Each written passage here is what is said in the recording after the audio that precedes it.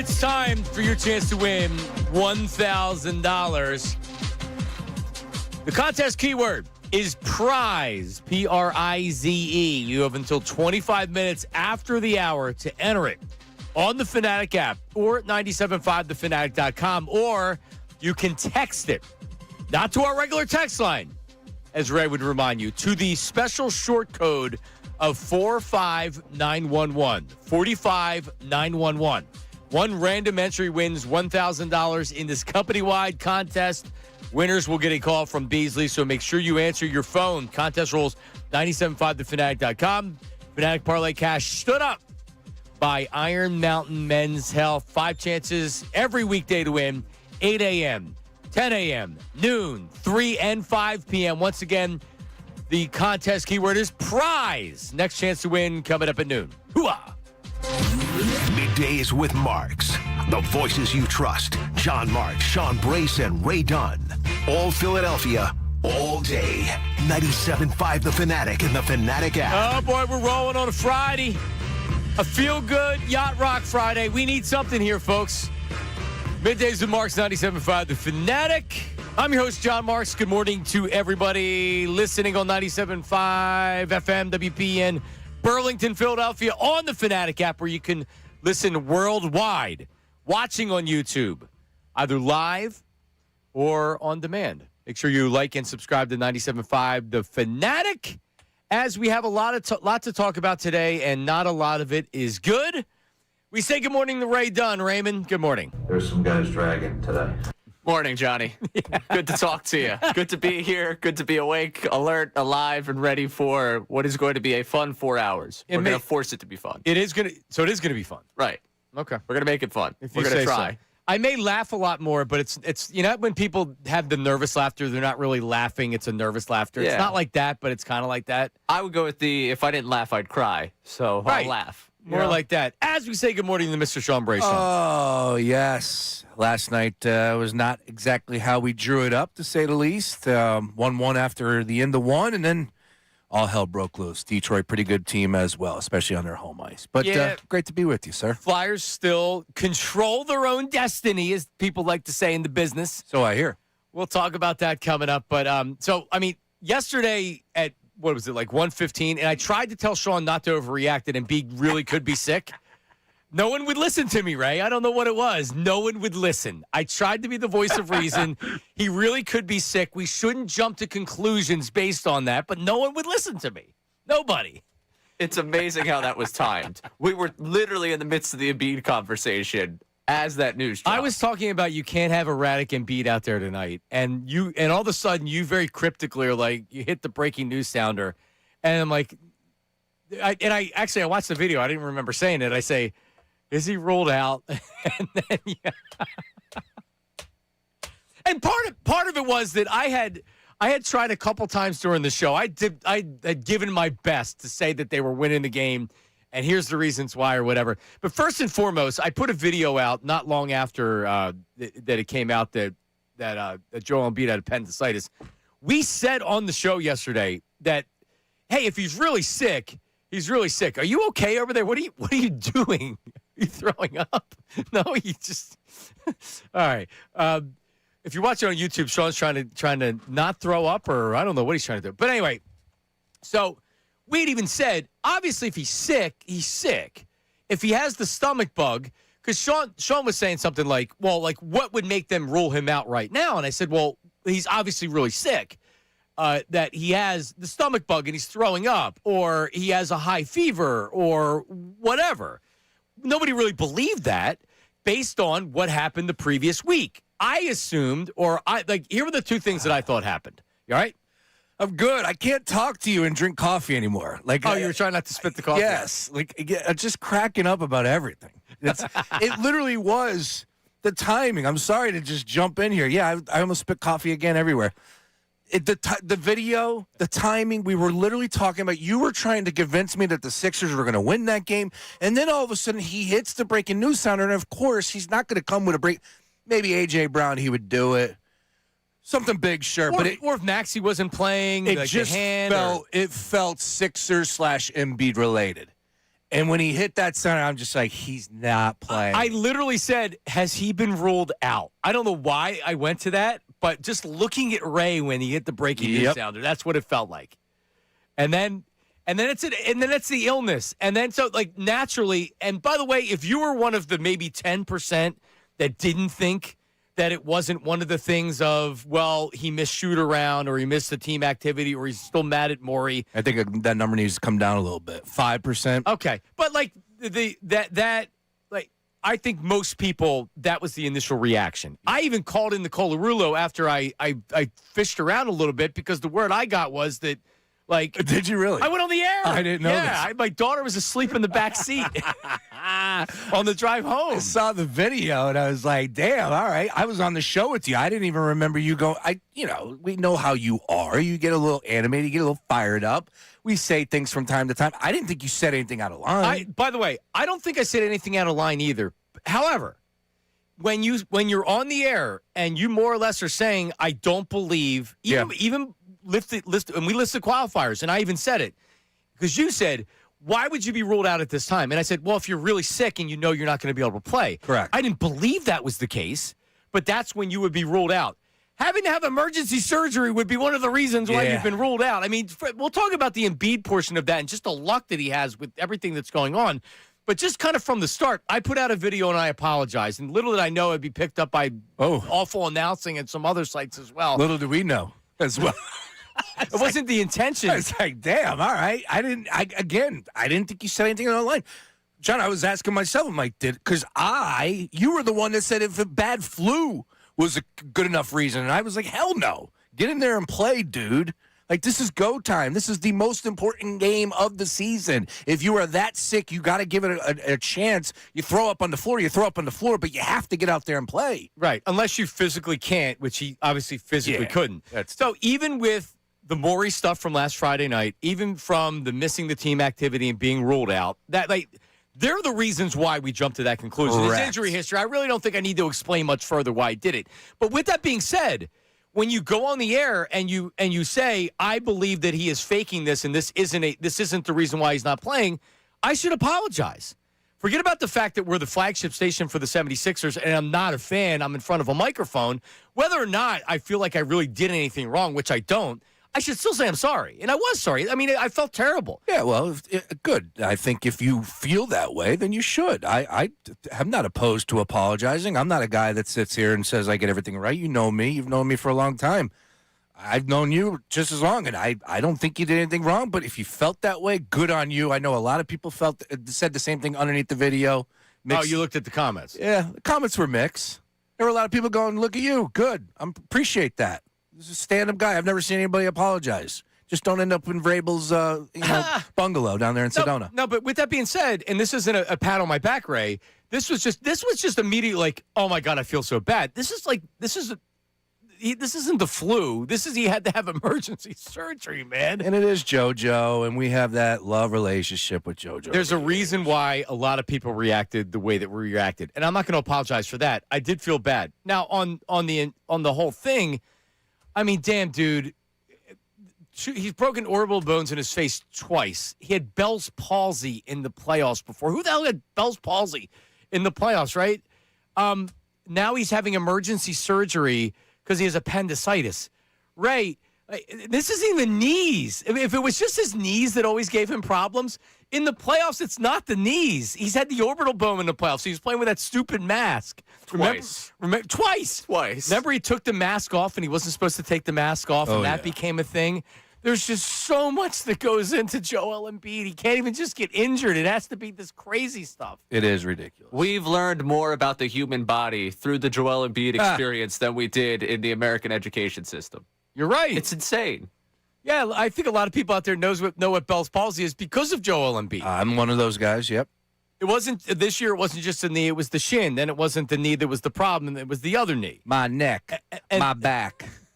Then it was the oblique for however many games. And I learned about the oblique a little bit more because, and to your point, I actually did say that, I was a little strong on my take with his oblique. Now, the video did surface of him shooting in the pregame against the Oklahoma City Thunder. In that pregame, he didn't play. And I was like, wait a minute. He looked pretty good. You should go ahead and give it a go. Well, But at least now with the 76ers, and now there's a bigger thing to talk about with the team because they're going to be in the play-in. Whether they win in the play-in, sure, I want them to win in the play-in, and let's get a playoff series. But really, all thought of can they win a series is pretty much over at this point. But it's a matter of who they're playing and then what they do going forward. And we have some opinions on that coming up as well. Get your Flyers texts, get your Sixers texts, your voice memos as well. 610-632-0975. Matt Delco's on the line who wants to talk about the Sixers. That's coming up. 610-632-0975. For all ways to get a hold of us is that number. Voice memo on the Davis Honda text line. Text line, Davis Honda text line. Text us. Just leave your name, your location, and your occupation. We'll talk about the Flyers as well coming up next. Middays of Marks, 97.5 The Fanatic. The Philadelphia 76ers play.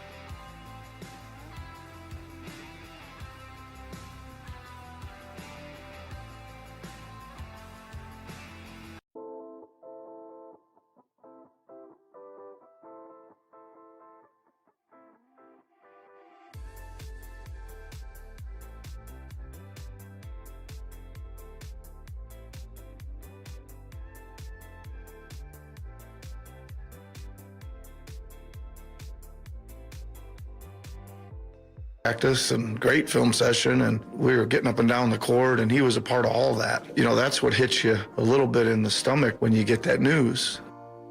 All right, that's the coach. Damn. Yeah, so then you start to think, well, was he really sick last week? And he was trying to fight through the beginning of having appendicitis. It doesn't appear to be the case. I'm not a doctor, Ray. Yeah, I'm not a doctor either. It doesn't seem like that's the case, but you know, if we want to do the whole, he'd average 30 on one leg with Bell's palsy in the playoffs, I'm cool with doing the average 30 with the beginnings of appendicitis. Appendicitis is something that comes up. It's a sharp pain. It's not something that, you know, if you're feeling that type of pain that it's going to lead to appendicitis, that's not something that's going to last for a week. Maybe a day, two. I stayed at a Holiday Inn. I can give it to you. But, you know. This is just Joel Embiid's luck that he goes from being sick to. This is Joel Embiid's luck. His appendix needing to be removed. 3 weeks first minimum. No, he's not playing. I mean, like, Done. I saw Sixers Adam. I don't know if he retweeted or he put it out, but he had said the most recent players that have had the surgery, it's over a month before they come back. It's over. Now, like Zach Wheeler kept his rib. Does JoJo keep his appendix? Well, if he's back next year, maybe they can give out, instead of the bobblehead, the Joel Embiid appendix. I don't know. I mean, I laugh because I don't know what else to do. Man, this is terrible, and it deflated everything. Like the oblique really took the wind out of the season.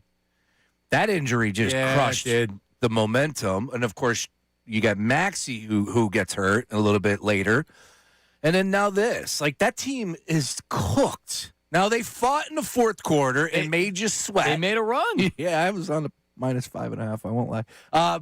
They made you sweat, but I mean, for what happened in the first half? Yep. Paul George, terrible game. Yep. Maxey, he's fighting something. Yeah, I think his hands hurt. It's He re-aggravated it. Yeah, but you have some good pieces in VJ and Tyrese. There's no doubt about that. Well, so I'm gonna leave it here, and then we'll take some phone calls and get some texts and stuff. And the Flyers, a loss last night, but they still, if they win out, they're in. They're still in the playoff spot. They were fortunate because the Blue Jackets lost last night. Mm-hmm. The Islanders are 1 point behind them, so the Islanders could jump you. The Caps are 3 points up or 3 points down. So the Flyers still. So we'll get into that. Don't go anywhere for that. But when thinking about like what the future of the Sixers is, and is it going to be with Joel Embiid? Is it not going to be without Joel Embiid? I don't know, because I don't know what the market is going to be for him. I don't know who's going to be running things, but this is what I want to say about the Sixers going forward past this season. Let's look at the Eagles for a second. Jeffrey Lurie has owned the Eagles since 1994. So he's been around for, God, it's been that long. It's been 30-plus years, 32 years he's owned the team. And over the course of owning the team, he's made a lot of mistakes, but you know what? He learned how to be an owner. And I think it's fair to say he's one of the best owners in the NFL, and he's certainly one of the best owners in the history of Philadelphia. But if you look at a couple decisions that he's made over the years and recently, you can say that, like, hey, one of the reasons why the Eagles have been fortunate and they've won Super Bowls is that some mistakes that were made that Jeffrey Lurie very quickly corrected. So he gives Chip Kelly power and almost immediately takes it away because he sees that it was a mistake. He doesn't give him another year. He doesn't say, I have to give him one more year. No, he says, boom, and he fires him, right? Doug Peterson, and look what happened after that, how he got back into power. He cleaned everything up. He built a roster ultimately that won a Super Bowl. So Doug Peterson wins the Super Bowl, makes the playoffs the next year, and then everything falls apart. The quarterback falls apart. Jeffrey Lurie meets with Doug Peterson after the season and says, how are we going to fix it? And he wasn't happy with the way Doug gave that he was going to fix it. So he fired Doug Peterson. 2 years after a Super Bowl, which was really unprecedented at the time. He could have very easily, Sean, said, you know what? I got to give him another year. He just won our first Super Bowl. I can't fire him. He made the playoffs last year. No, he said, why would I give him another year if what he's telling me I know is not going to work? So he fired him. They pivoted to Nick Sirianni. They've been to 2 Super Bowls since then, and they've won 1. This is an ownership thing now with Joshua Harris. And whether it's going to be Daryl Morey sticking around, which I don't believe is going to happen, or whoever you hire, if it's Bob Myers, this is where your owner matters. Because these are decisions at an ownership level. This is where, guess what? Jeffrey Lurie does have influence and does decide who's going to be on the roster, what's happening with the quarterback. If you don't think that the owner, an owner of a franchise, an NFL franchise, has a lot of say in what goes on with your team, you're crazy. I don't want a hands-off owner. I want a good hands-on owner. But I don't need Josh Harris being hands-on, but I need smart decisions being made on the ownership level of what the 76ers are going to do going forward. That means who is going to reconstruct this team, what you're doing with Joel Embiid, and what the vision is for the future. I can't have, if Sixers are worth $7 million now, go ahead and make a decision. No, just because you're a venture capitalist that has made billions of dollars doesn't mean you know what you're doing as far as running sports franchises. I need the Sixers to figure this out and figure out what to do going forward. Period. I agree. And I think the path will lead to Bob Myers. However, Bob Myers' name is rumored out there to some other teams. There's going to be a lot of vacancies in this offseason, whether we're talking about general manager positions, I don't know, team presidents, but definitely head coaches. I think the rumor was 8 to 12. If I'm not mistaken, I saw over the weekend could be as far as head coaching vacancies in the NBA this upcoming offseason. And, of course, the 76ers could be at the top of that list with Nick Nurse. There's a lot to like. There's a lot to like with Maxey. There's a lot to like with VJ Edgecombe. There are difficult decisions, and that's what it's all about. You are going to have a hard decision. You cannot be seduced by the juice when it comes to Joel Embiid, the Embiid tease, as your cousin said yesterday, Bobby Marks, because that's the reality of what it is. You see what Joel is capable of. Here's the thing when it comes back to the ownership, John. Whoever it is, whether it's Bob Myers brings in a guy, they got to pitch Josh Harris and the ownership group, oh, by the way, Sixers fans, on what the vision is going to be. And you cannot sell the fans, number one. You should not be able to sell Josh Harris. We're going to run it back. You can't do that. Paul George is tradable. You got to move on. Joel Embiid, I'm sorry, dude. It's time to move on. It's time to start over. And I hope with two players. And I hope he goes and wins multiple championships. I love JoJo. It's time. You got VJ. You got Tyrese. It's just something new. That's all. Ray, your thoughts? I mean, I don't think I've ever had the thought of I'm ready for the world without Joel. And maybe I'm not ready for it, but it's at least crossed the mind at this point. Because, I mean, where are we going with this? We've done this now a million times. I mean, it's sad that we're talking about the appendicitis. It's nothing he can control in that world. But we talked about signing Paul George 2 years ago. I remember being on the air. The whole thing was maximize the first 2 years of that contract because that's when it's going to be the best for you. If you could get the best out of him in the first part of that contract, the later part of that contract will be fine. Well, we're about to hit the back half of that contract, and we've seen what? We saw, 41 games from Paul George a season ago? We had the suspension this year when it comes to him. And B, the season ago played, 19 games? This year, did he get to the 40s? I mean, no. That's unfortunately the reality we're in. And he'll never get to the 40s. That is folks, best case scenario. 38 games. That's best case, in that you are not going to win anything if your star player is only playing that many games. I mean, not that it matters. I think you can get to the 40s, but you shouldn't expect it. And then postseason, we know how difficult it is. And Sam Osh is going to join us at 11 o'clock from The Score. He does postgame with me. He said it to me last night. Take a look at the second round. If you think, I wish Joel Embiid nothing but success if he goes to somewhere else. I love JoJo. We'll always love JoJo. Go win a championship. He's not going to be able to compete for a championship with the schedule as far as the playoffs are concerned. Look at the second round. It's every other night. JoJo's body is just not capable of doing it anymore. You're right. No, you're right. And if it happens, it happens. But it's something you just had to say it's not going to happen. So if you can't trade the contract, then you can't trade the contract. But that's why you get and we had Bobby Marks from ESPN, which was really good on yesterday, and it was really good. But he had said, he's not going to be your day to day.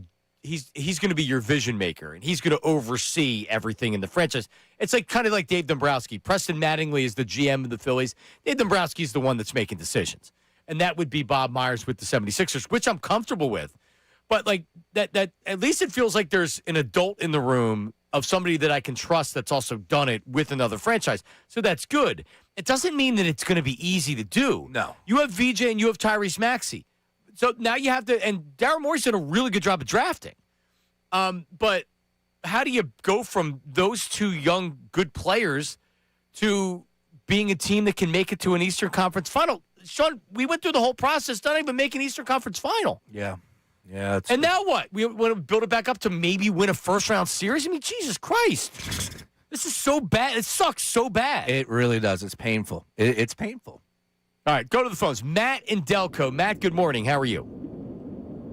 Good morning. Good morning. I'm doing well. Happy Friday. Oh, yeah. Happy Friday, sir. Yeah, what do you got? So, on a human level, I'm going to have to listen, my heart goes out to Embiid. I mean, what are we talking about? Palsy, the appendicitis, his eyes falling out of his socket. What are we talking about? The guy's got bad luck. I love Joe. I love JoJo. I love Embiid, but we should have got rid of him and moved on from all this 4 years ago, and we didn't. not popular opinion, but I'm not a fan of Maxey either. We should trade him and get maximum value for him. The only one that should be left on this team is VJ. And ownership, I'm done with them, too, because they could care less. And it's proven, whoever's making these first-round picks, I mean, how do you still have a job or still do anything? I mean, has anybody gone back and looked at the first-round picks over the past 15, 20 years that the Sixers have picked? Well, Daryl Morey hasn't been here 15 or 20 years. 2020. Yeah. Oh, right. Yeah, but I'm saying in general, who's responsible for our first-round picks? I mean, it's absolutely atrocious. All right, if you're just complaining about the franchise, I'm with you. Yeah, but I do want to push back, though. You're not trading Tyrese Maxey. Do you know Tyrese Maxey is going to be an All-Pro this year? He's going to be second-team All-Pro. You come on, man. We ain't trading Tyrese Maxey. He can have that opinion. I don't. That's fine. And I get the frustration. Yeah, I'm frustrated too. But there are some really good pieces to work with, right? All you got to do is look around the league. We hate to say it again, but we had Bobby Marks on the show yesterday, and he talked about it. When you have two guards like that are capable of playing fast, like that's what you need. You need to have some wings now. Oh, absolutely. You know, and I'm not the expectations need to change. Now my expectations changed this year. This year was not about competing for a championship for me, regardless of what people are trying to sell me with Paul George and Joel Embiid. It was to make the playoffs. It was to have a fun regular season. I had minimum expectations. Right. And it was a good regular season up until Paul George got suspended. It wasn't fun.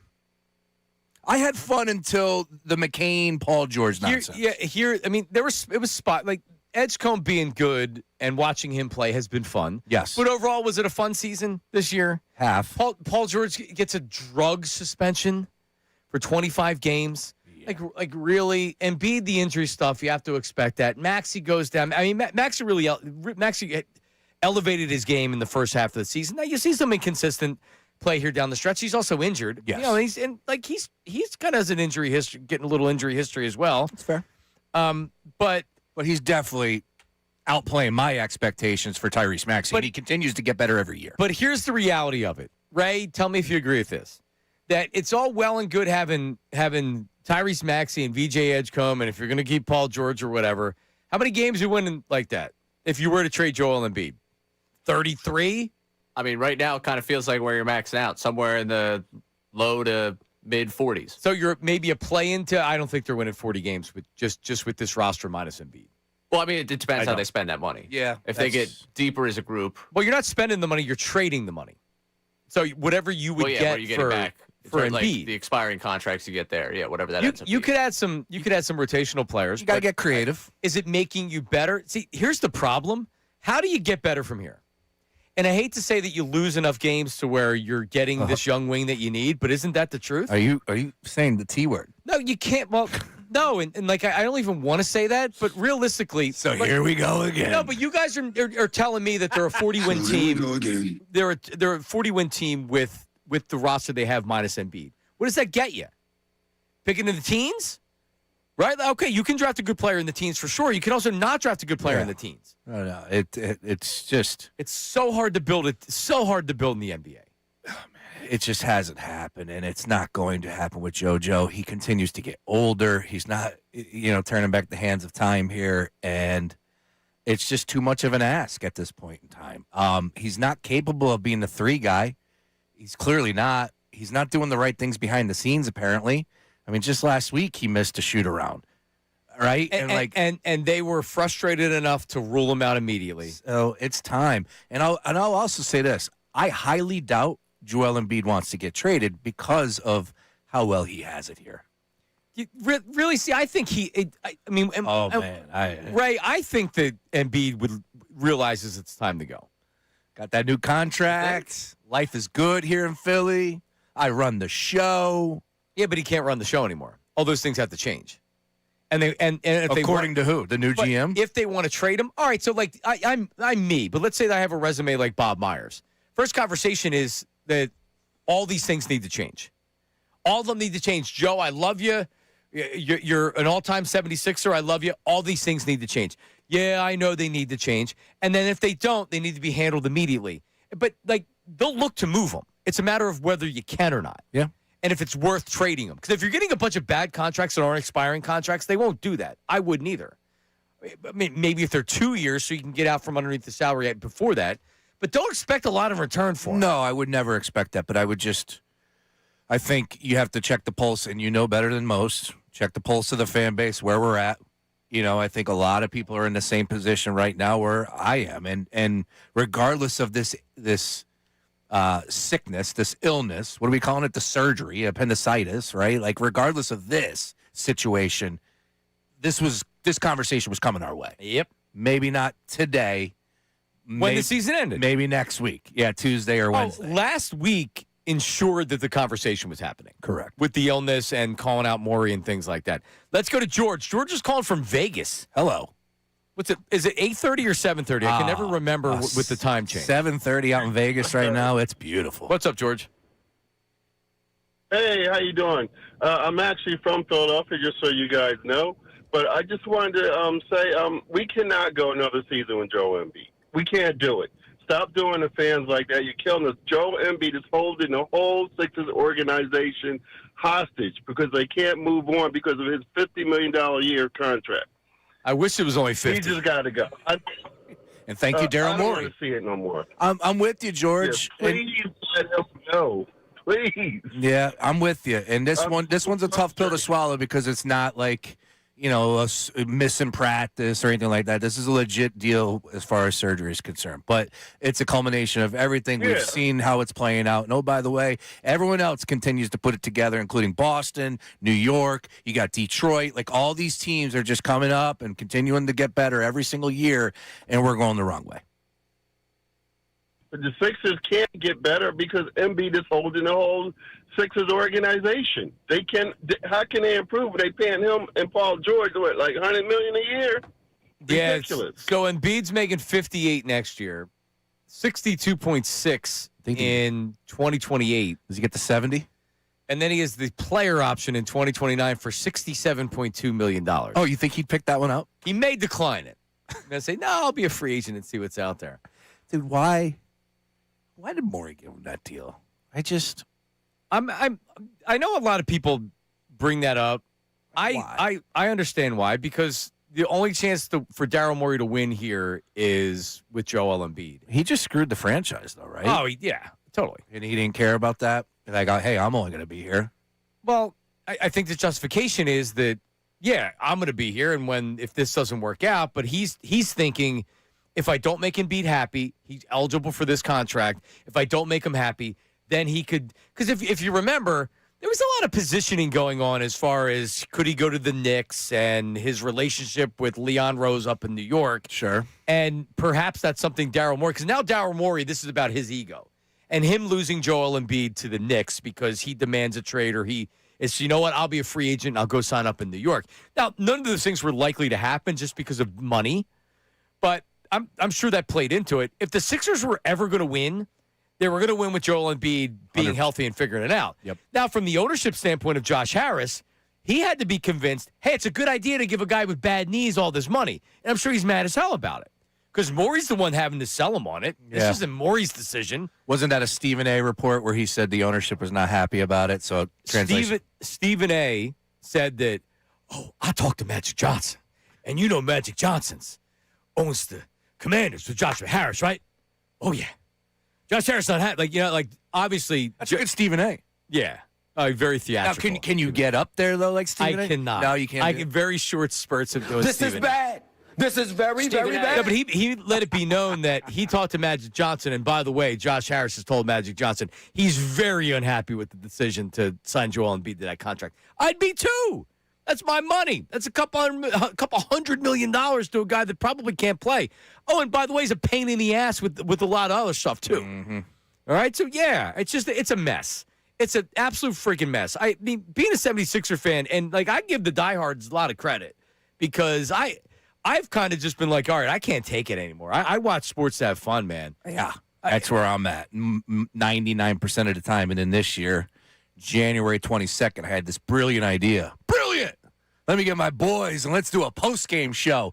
After every Sixers game, last night, I just was sitting there and just like, hello, darkness, my old friend. You're kind of cold and unemotional about it. And I got the split screen going on. and I'm watching the Flyers get their tails kicked. Right. And the Sixers are down by 20. And I'm like, this is really what's going on right now. And the Phillies haven't scored in 20 innings. They're off, though. Thank God. Back at it tonight, Ray Dunn, down at Citizens Bank Park. Ray will be there. You know, I did have the quad box going, though, Johnny. And, I had a little sunshine in one of the corners. You know what I was watching?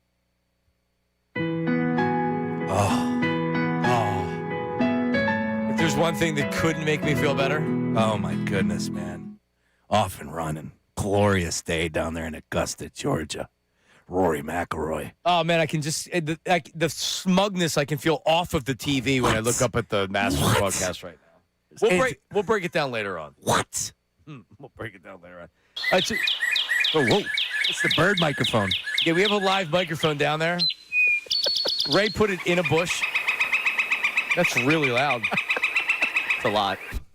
So what sound do you have, Ray? What were you telling me? Oh, yeah. We've got this from, I believe it was This is January Sean. 23rd. This is Sean. Oh. Your team, your town, your Philadelphia 76ers are contenders for the East. It's as simple as that.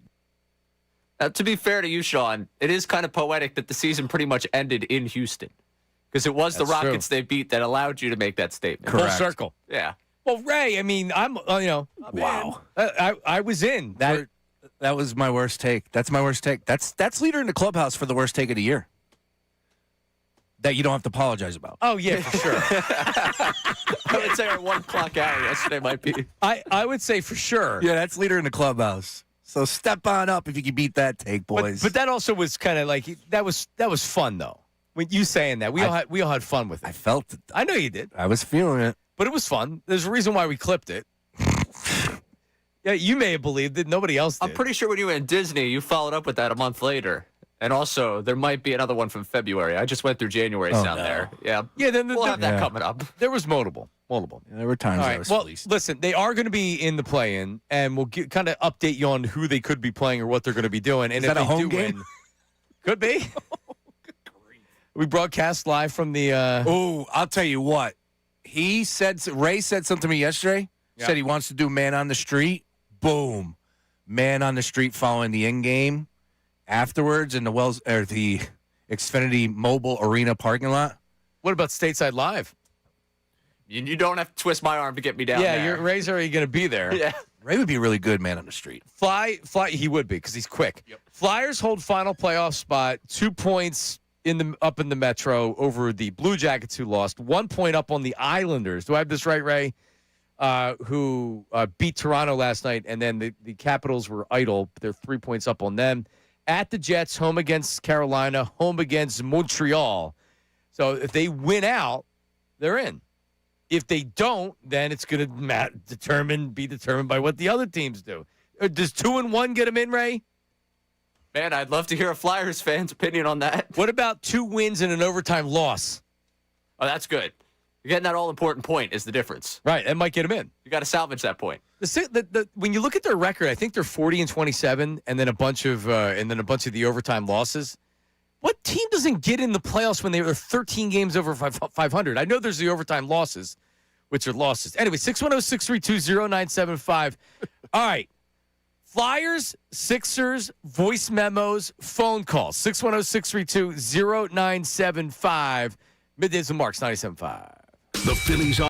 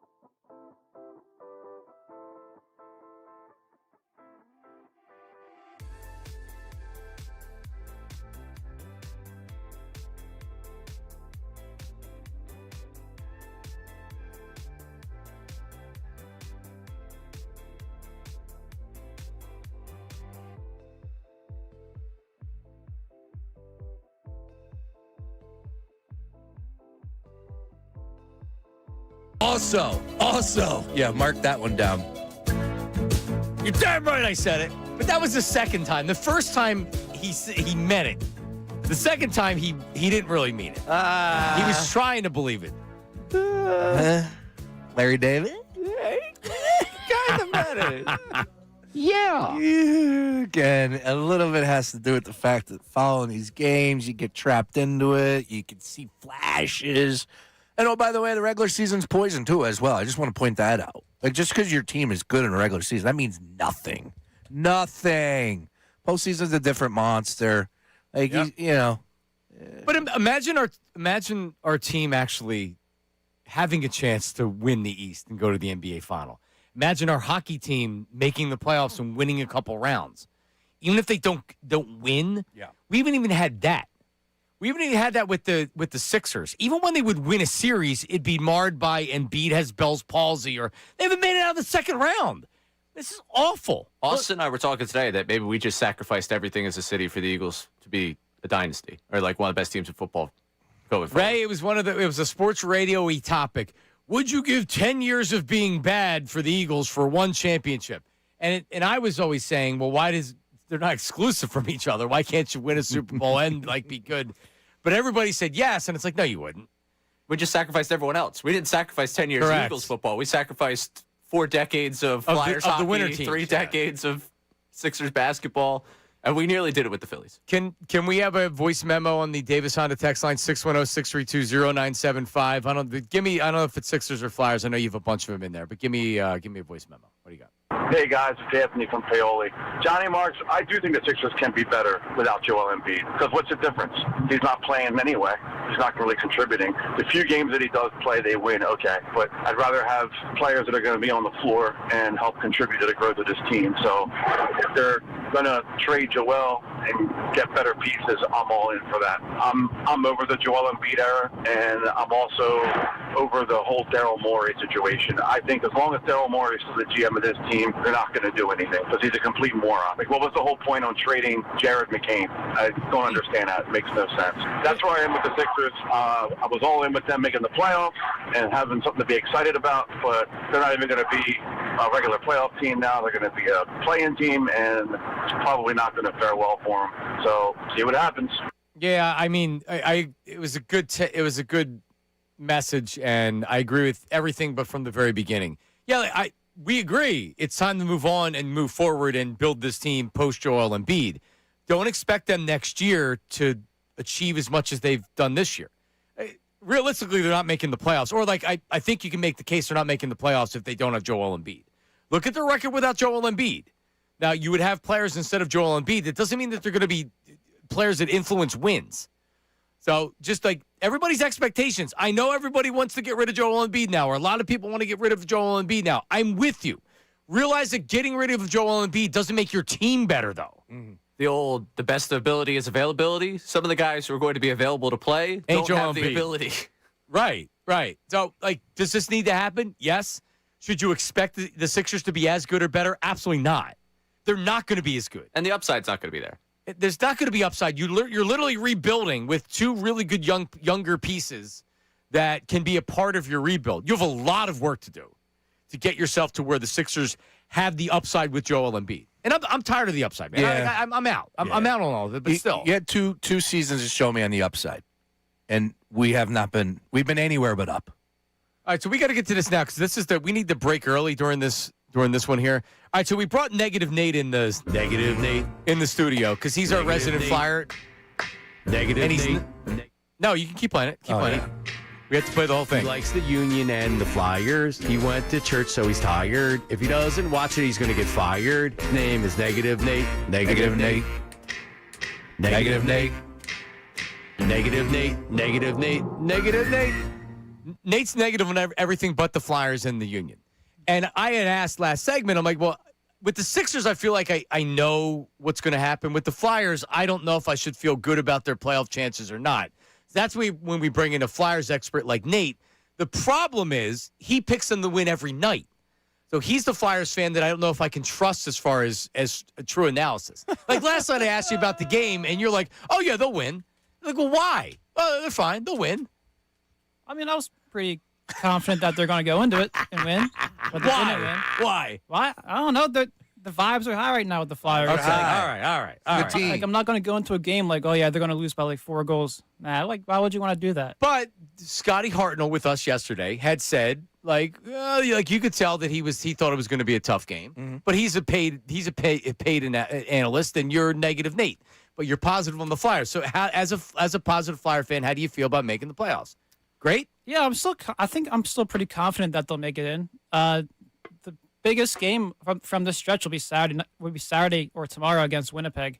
And then next week you wrap up with Carolina and then Montreal in your final game of the season. And they've already clinched already. So I don't know if they'll be like out like buzzing like the Canadians have clinched? They clinched last week. Okay, so they won't need that game. Carolina's already clinched. Yeah, Carolina's a good team. All right. And the Jets aren't a good club? They're close. They're close to one of the last wild card spots in the West. But the Mammoth clinched the top wild card spot last night in the West.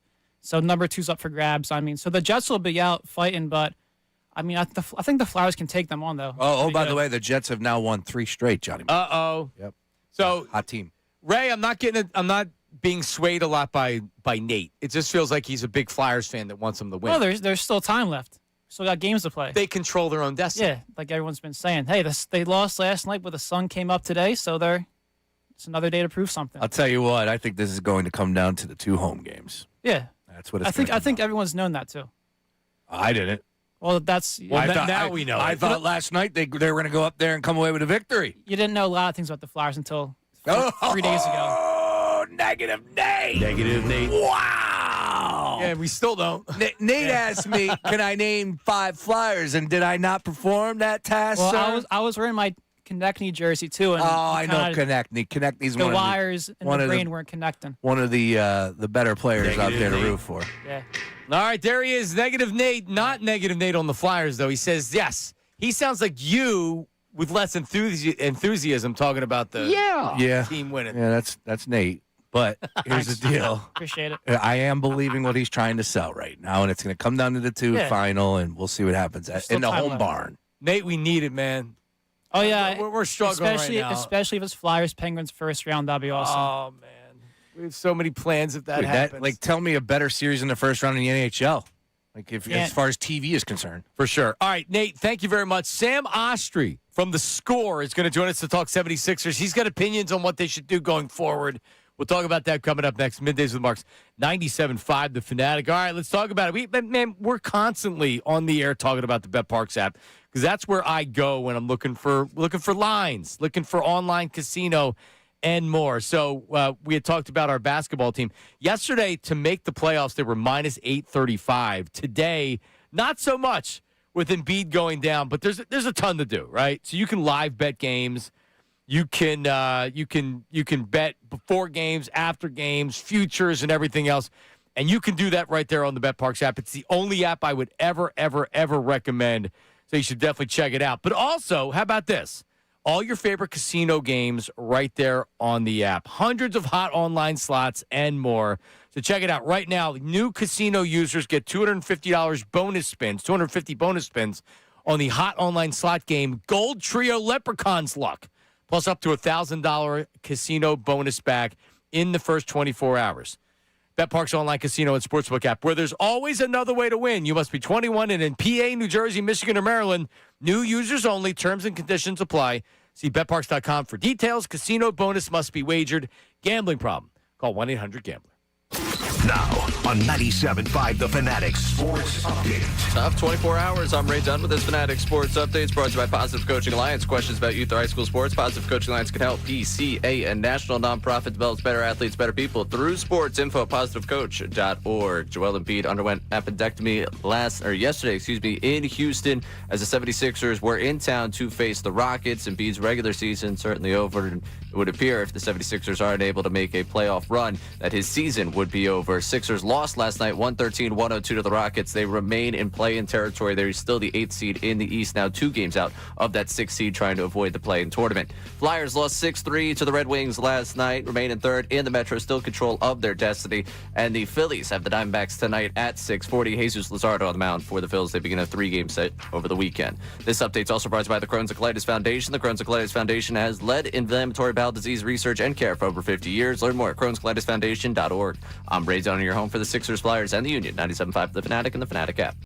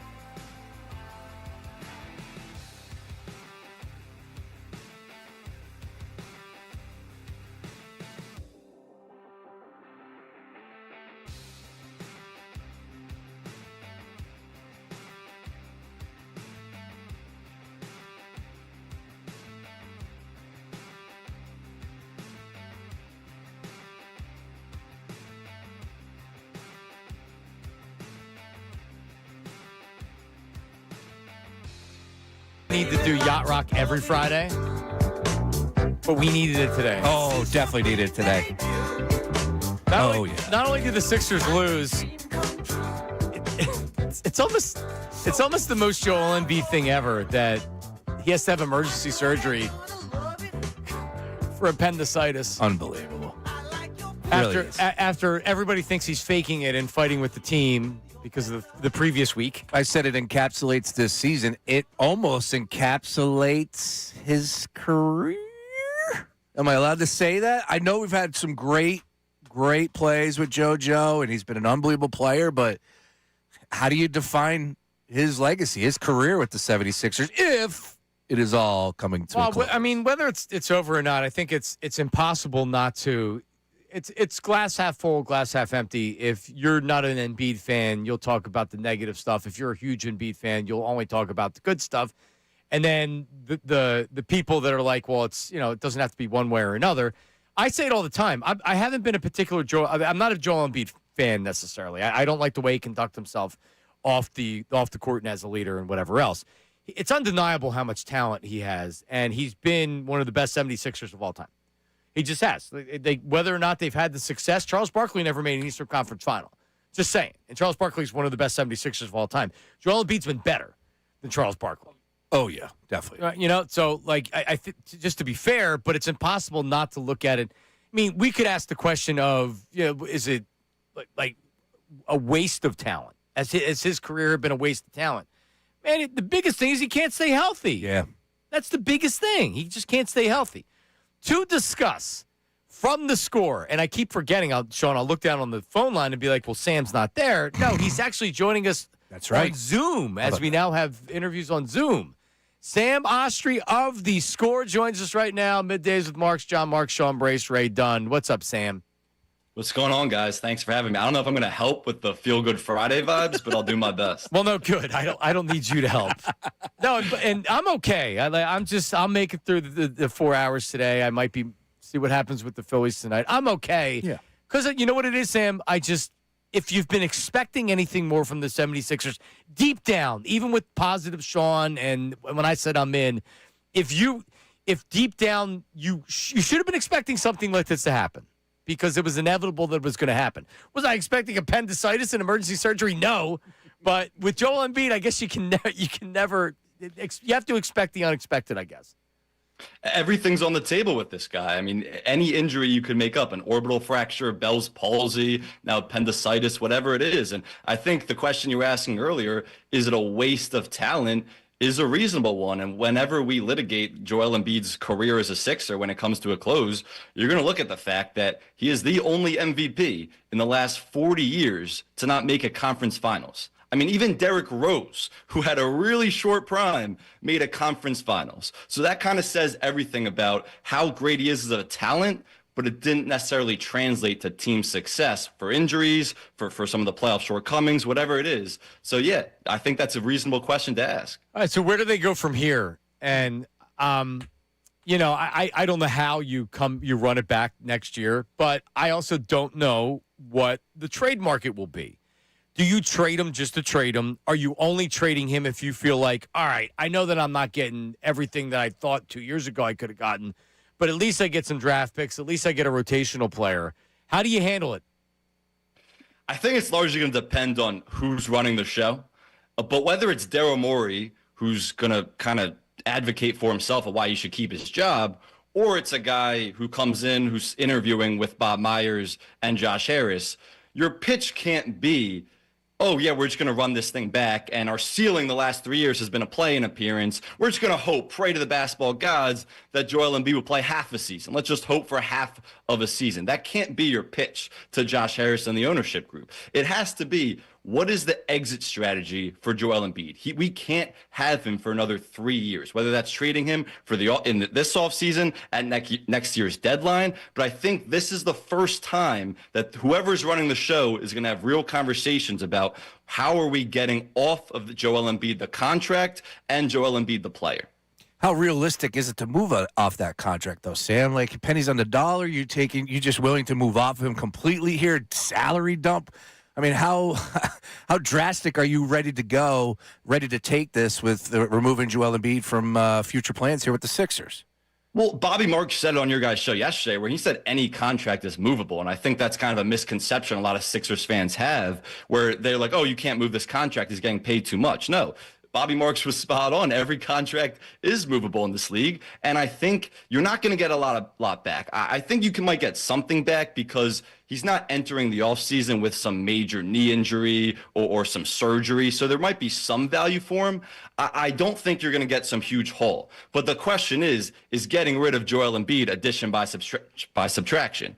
And in my mind, it's a resounding yes. Getting him off this team and building around Tyrese Maxey and VG Edgecombe for the future is the right approach because you can't just have this guy playing 2 weeks and then missing a week and then playing another week. And that's not how you run a basketball team. You're not going to have success over an entire season or entire few seasons playing Joel Embiid playing less than half the season. So getting rid of him, even if it means essentially a salary dump or getting some assets for him, I think that's what you have to consider, and you have to really explore that this offseason. Sam Ostry from The Score, we're talking to. I agree with 75% of what you said, because when you say addition by subtraction, normally that means your team's better without this player. The team will not be better without Joel Embiid. It doesn't matter to me. I don't need them to be better without Joel Embiid. You need to kind of rebuild this team, and I mean, is this a true rebuild? I mean, are you going to trade Paul George too? I guess that makes sense to trade Paul George, but you can't expect the team's going to be better next year. In fact, I think you have to expect that you're kind of starting over with two good young pieces. Do you agree with that?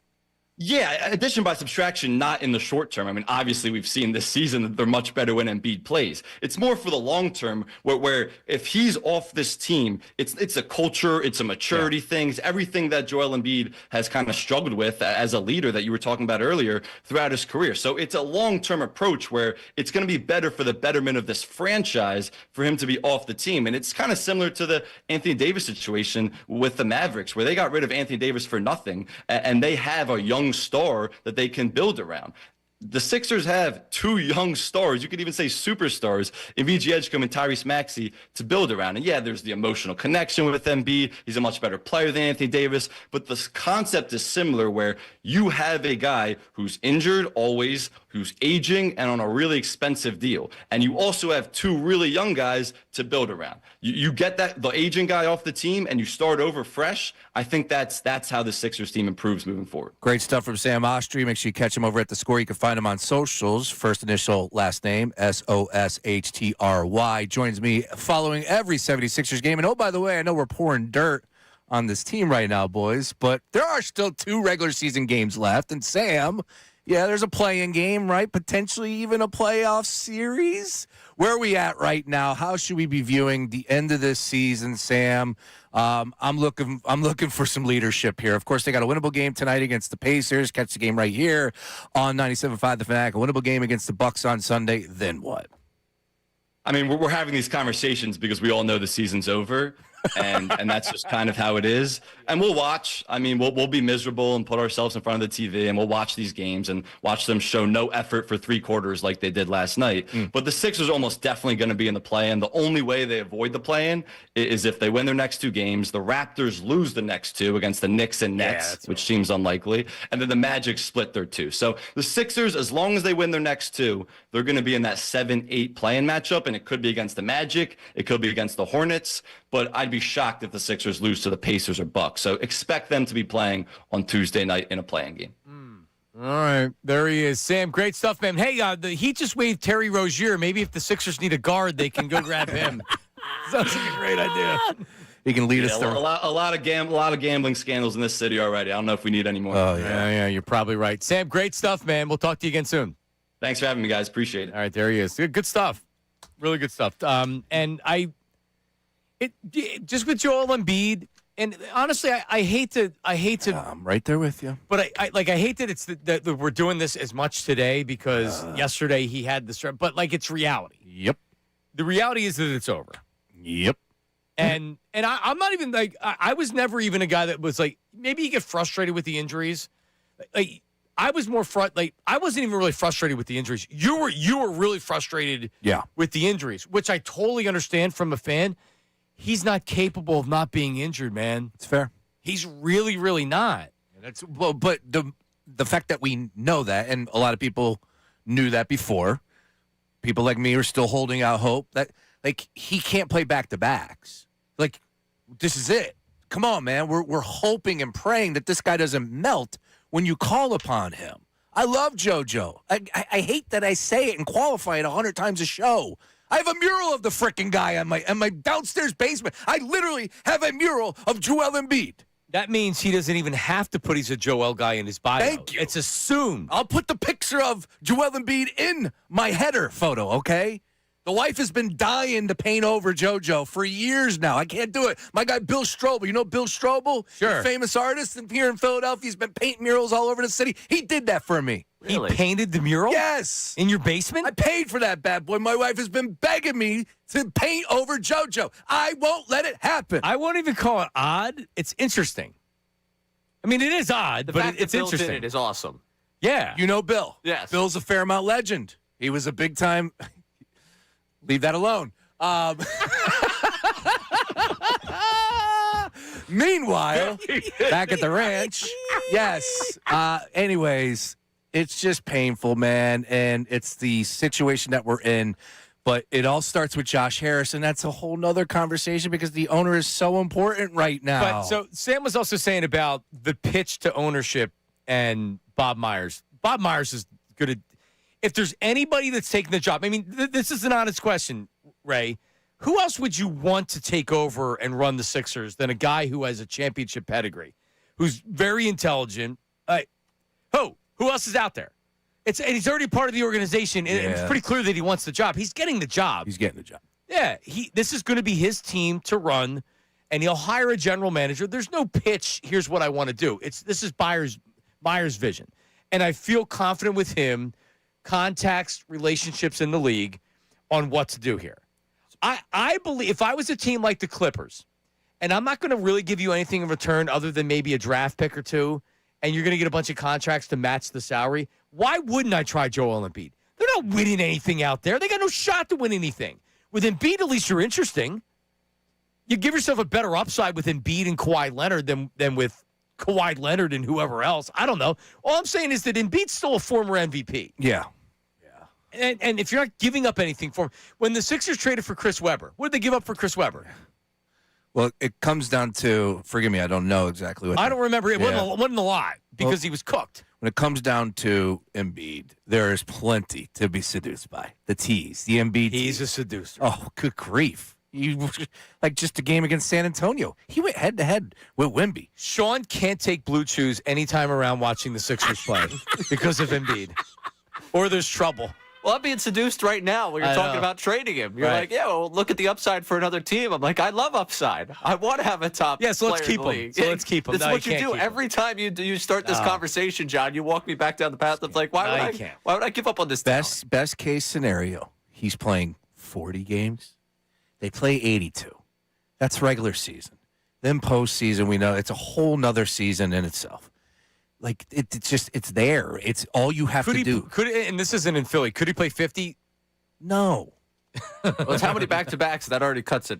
Well, there's not that many back-to-backs. And they're trying to remove them all. But he would have to play most of the games. If he was going to sit out back-to-backs, he can't have a stint where he misses 15 games because of an injury. Right, that's what I'm saying. And that's the problem. We actually, group chat of mine, friends from college, every year do the Sixers, like we do 3 different predictions where it's Embiid games played, record, and then how does it end up for you? I had 43 this year, and he played 38. Yeah. That's not bad. I felt like I was pretty on 19 last year, 39 the year before, and then he played 66 and 68. He played 68 games? Yeah. Mm-hmm. Yep. 66 games? He's a warrior. He's a warrior. I know that gets a little downplayed, but he has fought a ton for this city, for this franchise, for this fan base. Yeah. But he's getting older. In your head, in his head, he did. We were talking about everything that he went through in the playoffs. In the Knicks series, he was laying it out on the line. Yeah. Yes. And this is where we get into where I'm not particularly a Joel Embiid I know. fan. And I'm not. And he brings it upon himself.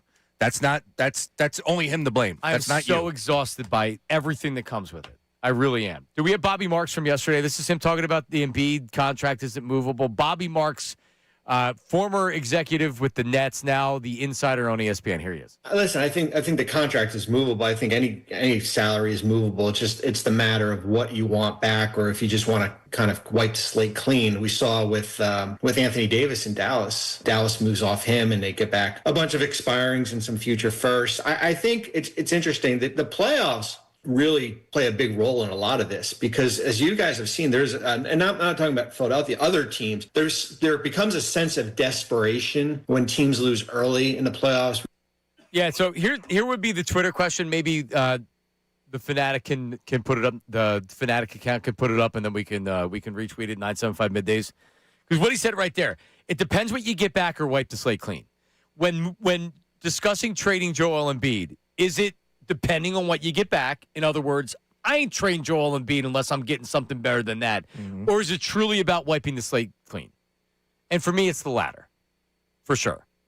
You get what you can get back. I'm not taking, if he has 3 years left on his contract, I'm not taking all the salary back with bad players for 3. I need some salary relief. I need some draft picks. And you give me rotational guys. Yeah, that's wiping the slate clean. Depending on what you get back is, no, I need this starter, or I need this almost all-star player. What would you say? I'm tapping out. You're wiping the slate clean? I'm wiping the slate clean, yeah. I'm with Sam where it's almost like salary dump, whatever you got to do. Just, we need new here. It's time to move off. Compared to the two of you guys, I still need something back. You're closer to depends what you get. Yeah. Then you're not moving them. I mean, I think you can, like, if you get expiring guys that you feel like, all right, we could put together at least some sort of bridge season. I'm not telling you win a title. But the other problem with the expiring contracts is that's the Daryl Morey of building a team in 2015 that he tried to do with this team, which is you get all this cap space, you go out, you sign another max player, and that's how you win. That's not how teams are winning right now. It's not. So that can't just be the vision, is I'm going to have a bunch of good players, and then you have a – no, like, you need to figure it out past that. You need to make a couple of really good moves. Morey made two really good draft picks. He took a shot here, bringing in Paul George, teaming him up. Like, the vision was there. This wasn't anything crazy. This was a franchise mode of Madden. The vision was there. I didn't think it was ever going to work, and shame on Paul George for getting suspended the way he did. But, even if he does play the full 25 games that he missed, what are we talking about here? Losing in the second round. Best case. There you go. Best case. All right, so the phone number, the text number on the Davis Honda text line, and also the voice text, which we have a bunch of voice memos that are coming in, and we'll play for you some coming up next. 610-632-0975. 610-632-0975. When you leave the text, name, location, occupation. What you got? I just got a text message from my wife. When Sam was talking about getting rid of Joel, I was about to text you and ask if that means we can paint now. See? Told you. What's the answer? No. Oh, you can't keep saying – you want to keep Joel? So what else are you going to do, get divorced and have pictures of your wife on the – Whoa. But that's the equivalent. No. You get divorced and you don't delete the pictures off of Instagram and you get remarried. That's a mural, John. It's a Philadelphia mural. It's bigger than Joel Embiid. That's the real Twitter question. First of all, Deshaun has a mural of Joel Embiid in his basement. This is like 3 separate conversations. You know what I'm saying, though?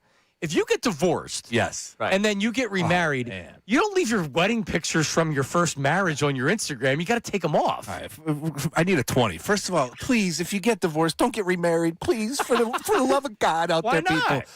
I just see it too much. Don't do it. Just don't do it. That's one. All right, go ahead. All right, 2. That's a lot of work to what did it scrap? Like, just get rid of all the pictures. It is. That's a lot. You could hire somebody to do it. Years too. Oof. Yeah, you can hire someone. Yeah, I mean, get an intern to do it. Get an intern to do it. I think you got to get a new Instagram account if you get. Just delete it. Just blow it up. Nuke it. And listen, it would take for him to paint over the mural. That would take effort and money. I might cry. I need to sign out on this one for the hiring someone or deleting the Instagram account. Just delete the freaking pictures. There's a lot of pictures, bro. Sean was the one. There is a lot of pictures. If you've been married and you have wedding pictures and you take them all down. I mean, not like Rossini. She's only been married for a few years, but a lot of people have been married. And she never posted him because he was average. Oh, that's so right. You're fine. That's right. So otherwise, she would have posted a lot of them. That's great. 610-632-0975. 0975. The Davis Honda text line. Bill Colarulo says he feels attacked. I knew he was going to feel attacked. Why? He's a man that got remarried. Oh. But I wasn't going to let you walk in there. I Oh. stepped back. But I doubt he has pictures from his first wedding. No, Sean said don't get remarried. I would be all for it. I stand on that mountain. Why? No. If it doesn't, It's going to have a new favorite host. if it doesn't work out and you fall in love again, don't we want to be in love? Don't we want to be happy? I mean, I don't want Ray to have a girlfriend. But, yeah, that's fine. What did you say? What was the second thing you just said? What? Don't you want to be happy? Right. So you saying you can't be happy when you're married? Why'd you get divorced in the first place? Because your wife, You were didn't married. get along. Yeah, no, to that person. I no. Wait. You get married once. That's it. If you drive That's a it. car and get in a crash, you stop driving cars forever? No. What? No, you don't. But if you get in a Waymo and it crashes, you never get in another Waymo. I'm never getting a Waymo at all. All this is coming up next. Middays with Marks, 97.5 The Fanatic. Now on 97.5 The Fanatic Sports Update. I have to tell you about a really tough stretch for Philadelphia sports while I'm laughing. I apologize. I'm Ray Dunn with this Fanatic Sports Update. It's brought to you by Papa John's. Papa John's turn up the heat with your choice of 3 new oven-toasted sandwiches, just $7.99 each or $6.99 with Papa pairings. Order today at papajohns.com on the app or stop by your local Papa John's.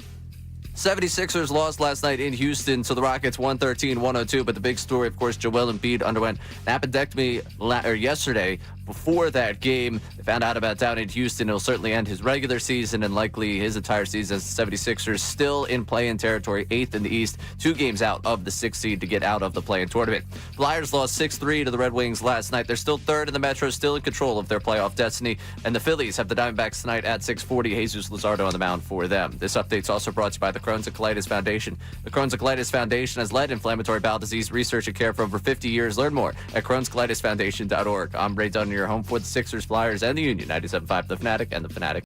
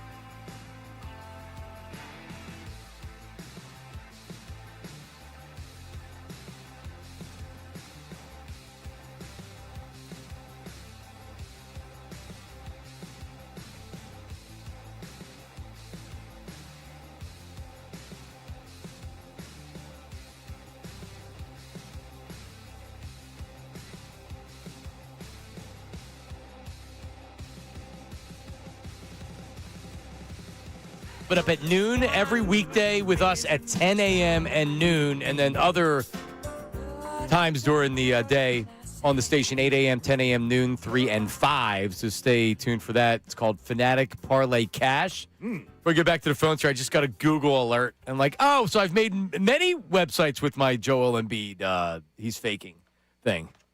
All right, there you go. What are we talking about? We got awful announcing. Who else we on? Where are you at? We're Outkick. Oh, nice. Wow. The Outkick. NBA Talk Sport. NBA announcer forced into embarrassing climb down after Joel Embiid embarrassment. Embarrassing. I don't know climb about that. down. I mean, Now, I was never embarrassed, and honestly, I don't think I did anything wrong. If you say somebody's faking and he has to have emergency surgery, I feel like I should apologize for saying he was faking. I'm just saying. It's the least I can do. now, do you take inventory, or do you notice, like, if somebody retweets that, or, someone? I would never look. But I Gotcha. do get the Google alerts just in case something happens. I can see if something happens. No, I would never look. Oh, man. I would never look. They post these videos. I go right in the comment section. I interact. Yeah, I like. Well, I interacted in other posts.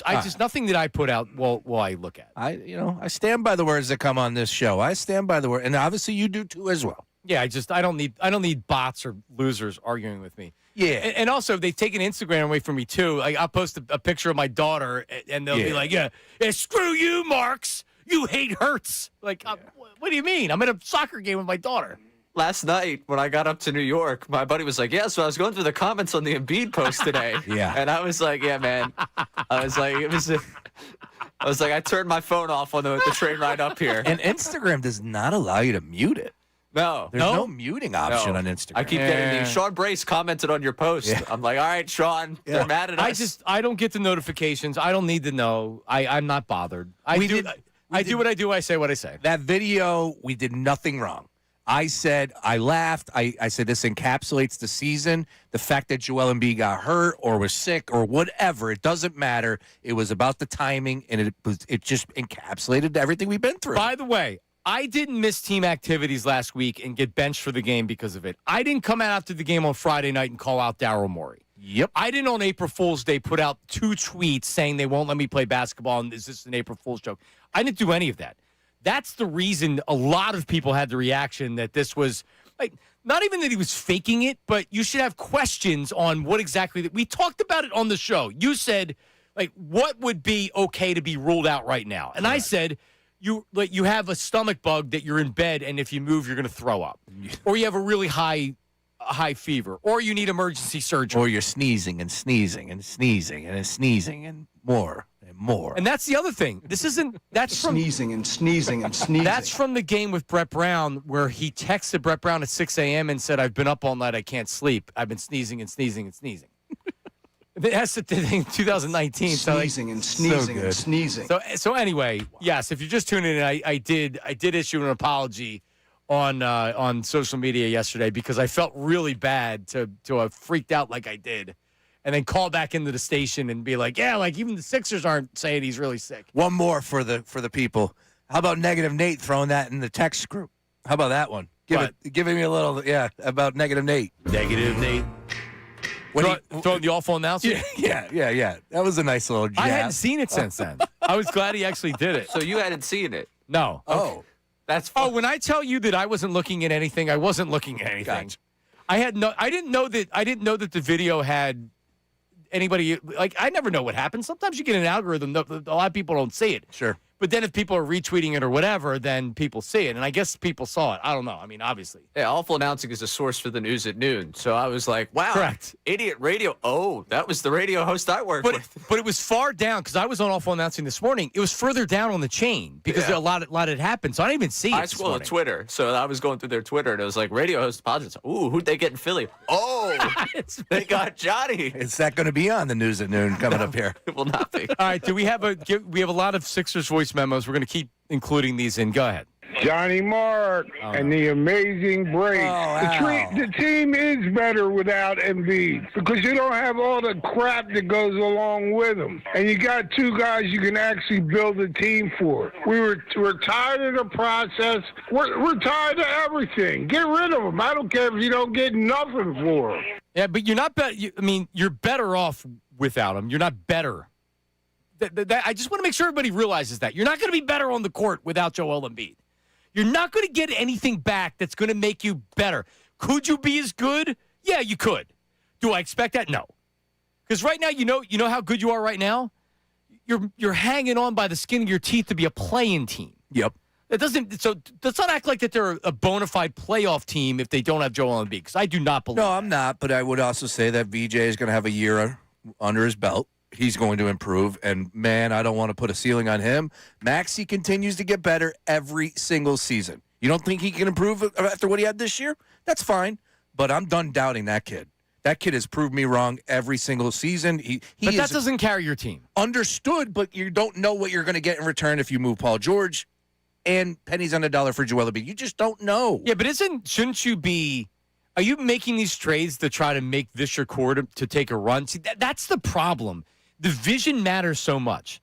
Are you trying to get draft picks for Paul George? Or are you trying to get a young – like, who's going to trade you a good young player for Paul George? You want to keep those guys. So you would really have to be stealing somebody away from another team. It'd have to be a really, really good trade. I don't know, man. Does that happen? Maybe. Yeah. If Myers is running things, Daryl Morey knows what he's doing for the most part. I mean, I think he can make good trades.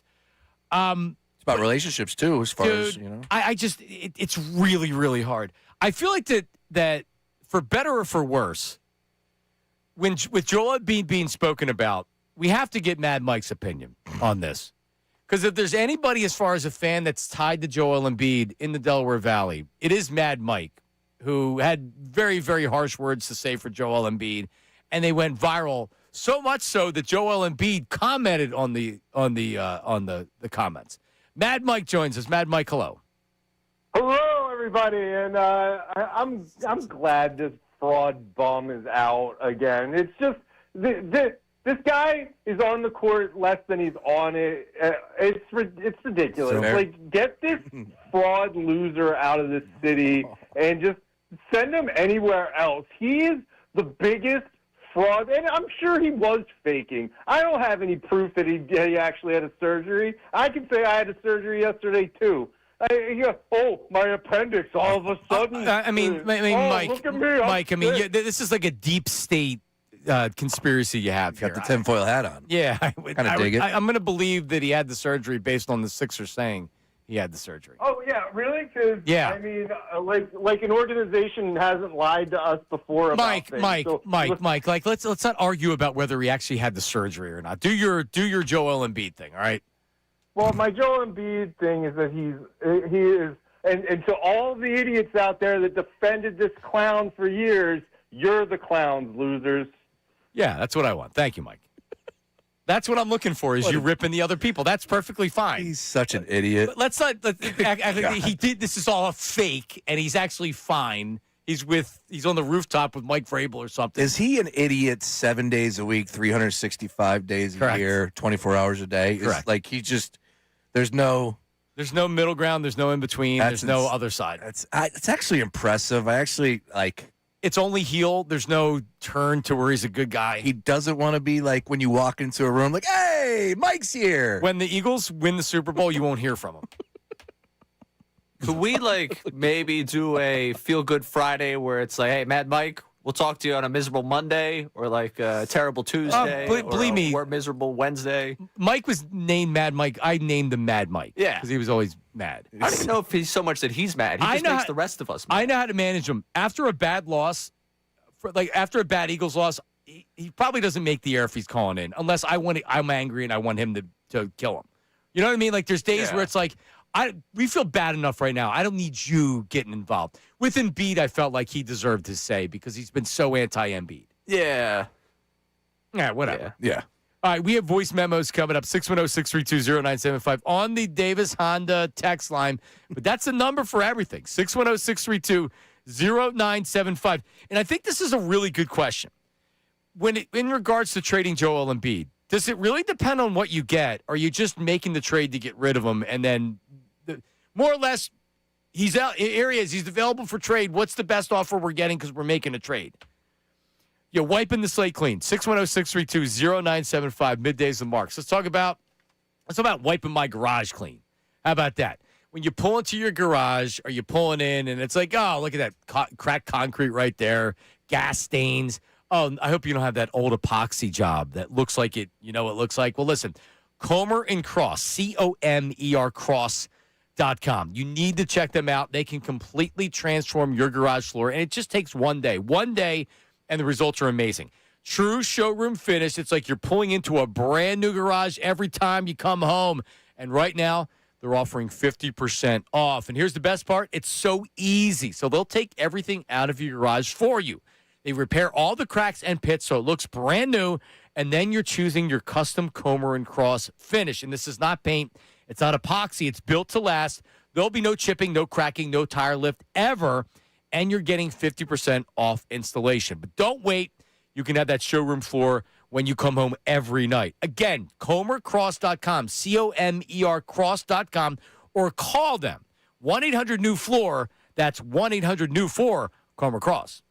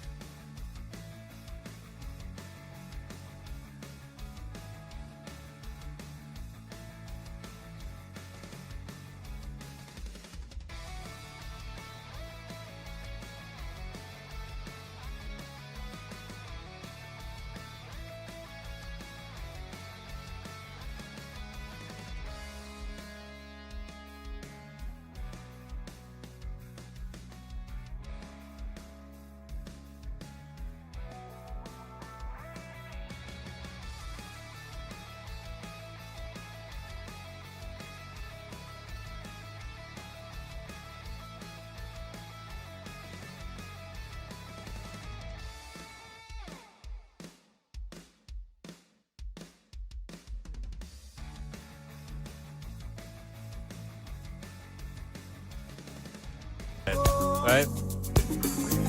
Well, my friends, the time is come. I think everybody needed some yacht rock today. See, I don't need the master. Those birds. They're everywhere. They are. All right, we're back. But you can let it play in the back, so we're going to go back to it. Hey, now. All right. Coming up at 12 o'clock, your chance to win $1,000. So don't go anywhere. We'll get back to the phones, get back to some voice texts. I was talking to Colarulo in the back. They were obviously on the air we got a little taste of it, and then they were on the air for the entire thing, including, he actually needs his appendix out. Wow, what a crazy day. Here it is. All night. Lionel? Lionel's coming to town. He's coming to Xfinity Mobile Arena this summer. You know why? These old guys make a lot of money with the tours. Yeah, man. Everybody wants to see the acts when they were growing up and they were young. Is it Cool in the Gang, I think? Lionel? I forget. But yeah, it's coming to this summer. I don't need to see Cool in the Gang. Even though I like I like Celebration.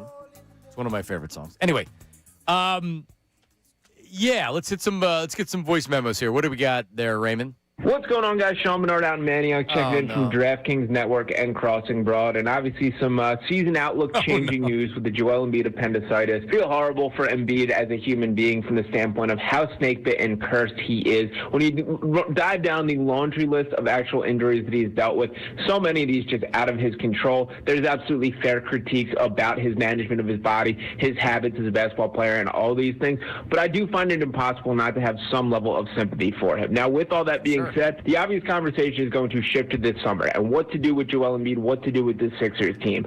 I'm here to say I see no world when it makes any sense for the Sixers to trade Joel Embiid. And I understand the emotional takes of get him out of here, turn a page, we need a reset, we need a new era. What I say to that is I challenge you to actually come up with a deal that makes this Sixers team better. It is not addition by subtraction. He is still a top 10 player in the league when he is healthy, and even dealing with the availability issues is something that is worth putting up with given what he gives you. If you want to trade Joel Embiid, I just need a case for what that deal looks like and how it actually improves the outlook of this team moving forward. All right, so I challenge accepted. Let's get him on Monday so I can tell him why it makes sense to trade Joel Embiid. This is what happens every post game. It's Sam and Sean button heads about what to do with Joel Embiid. It eventually will come.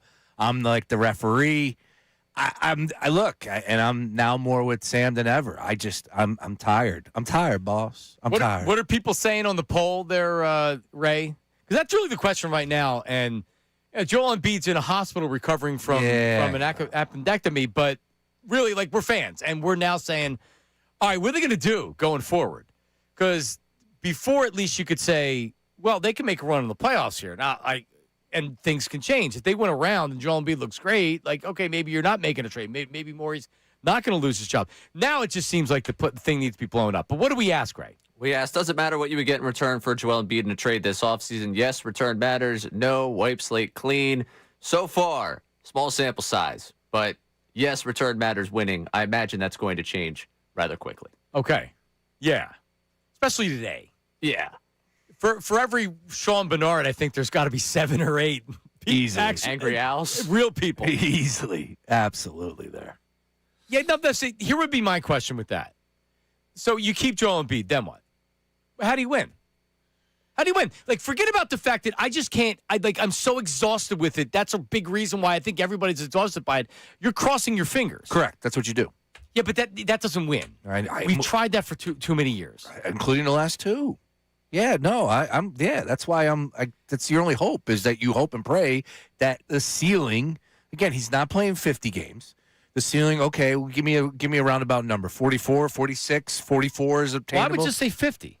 He's not playing 50 games in the regular But that's season. a problem. That's the big problem. That's a big issue. He's not healthy. That's what Sean just said. When he's healthy. The problem is, Sean, he's not healthy. Is he snake bitten here with this appendicitis? Of course. What, you think that something wasn't eventually going to happen? But it's not I get what he's saying. I'm not mad at Joel Embiid. I don't need to have the discussion. He's injury prone or rip him for always being injured. It's so far past that. all that's finished with. That's done. That's done. All that's done with. I don't care about like whether we're fair to Joel or not fair to Joel. You can do that. Other people can do that. I'm not.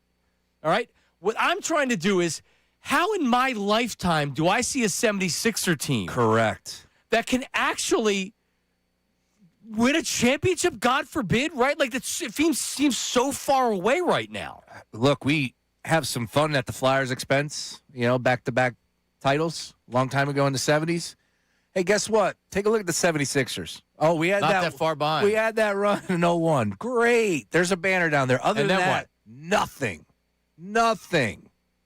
And feeling bad for JoJo. He's had a great career here. He's one of the best players to ever suit up for this organization. They're going to hang his jersey in the rafters. I hate to say this. He's made a ton of money, over $266 million. JoJo is going to be just fine, right? So what you said there about seeing a championship in your lifetime and the whole thing, like for me, the reason I've gotten here at this point is because I can see the reset happening here. We talk about what they've traded before, and they have in 2028 the Clippers pick. This year, you're probably going to your pick is going to end up with the Oklahoma City Thunder, and then next year you have your first round pick. You have that Clippers pick in 2028, and then you're starting to get back to that point where you own your draft picks. Like what they tried to pay to get themselves a championship in the early 2020s. At this point, we're kind of getting to that point where you're going to be able to cultivate young talent here, and that kind of makes sense. Like what you would get in return still matters to me, because I want to see you get something. I want to feel like there's something. I'm not telling you you're getting a superstar back for him, but I'd like some sort of a draft pick package, something that you get back for Embiid. But I could start to see the path post Embiid, where I think we've all kind of hit that point of like he's 32. Paul George is what, going to be 36? Well, I want a clean slate. Like really, if you're asking me what I would want out of a Joel Embiid trade, the biggest thing is a clean slate.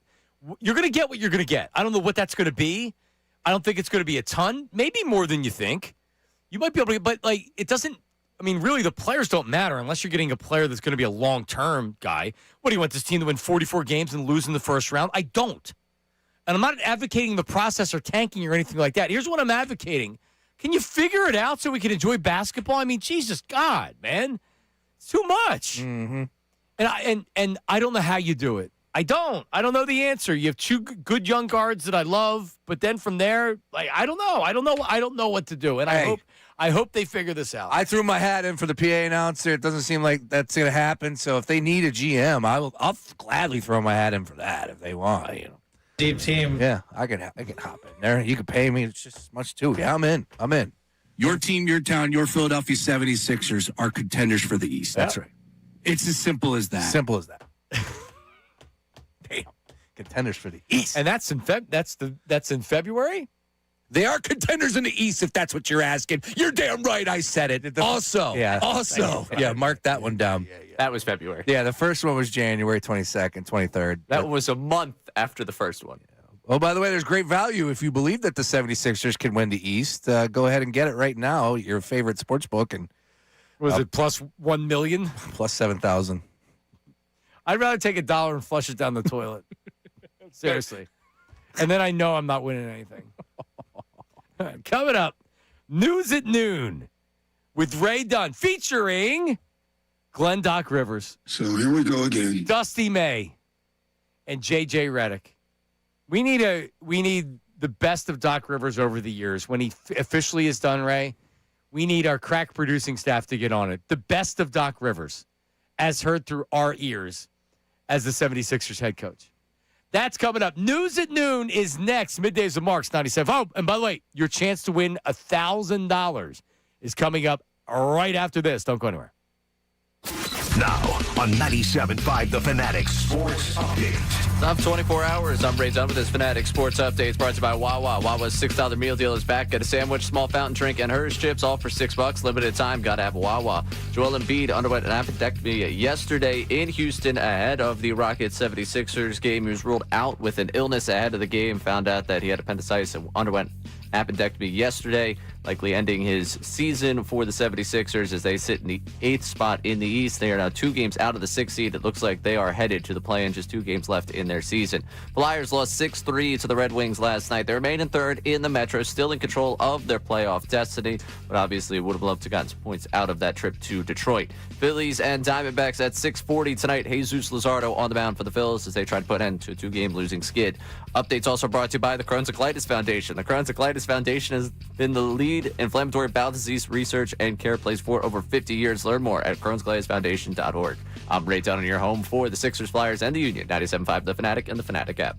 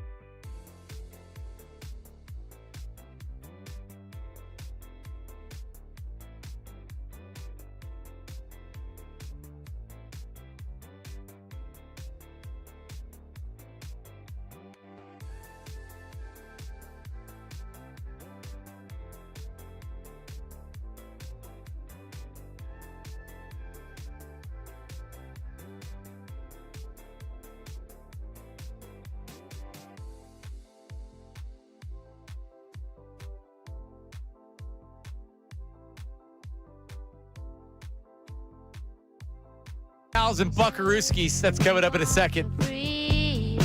It's Fanatic Parlay Cash. Sean Brace ineligible. Sorry. Damn. Yep. Masters is on. Oh, yeah. which I have. And we have a master segment coming up in a little bit. How's it been so far? It's been great. The pain in the keister is the fact that it's now streaming on Amazon and Paramount. Like, it's just...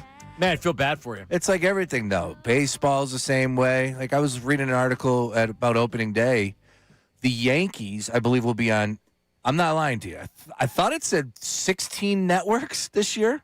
Oh, because of streaming? Yeah. Like, if you're a Yankees fan, I kid you not. That number... 16. I'll have to pull up the article. It was something absurd.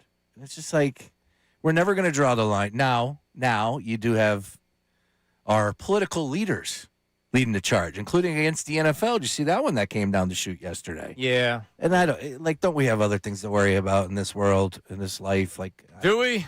Who knows? Do we? God bless. All right. Let's give away some money there, Sean. Yeah, that works. People dig that. It's time for Fanatic Parlay Cash. All right. Your chance to win $1,000. Here's the contest keyword.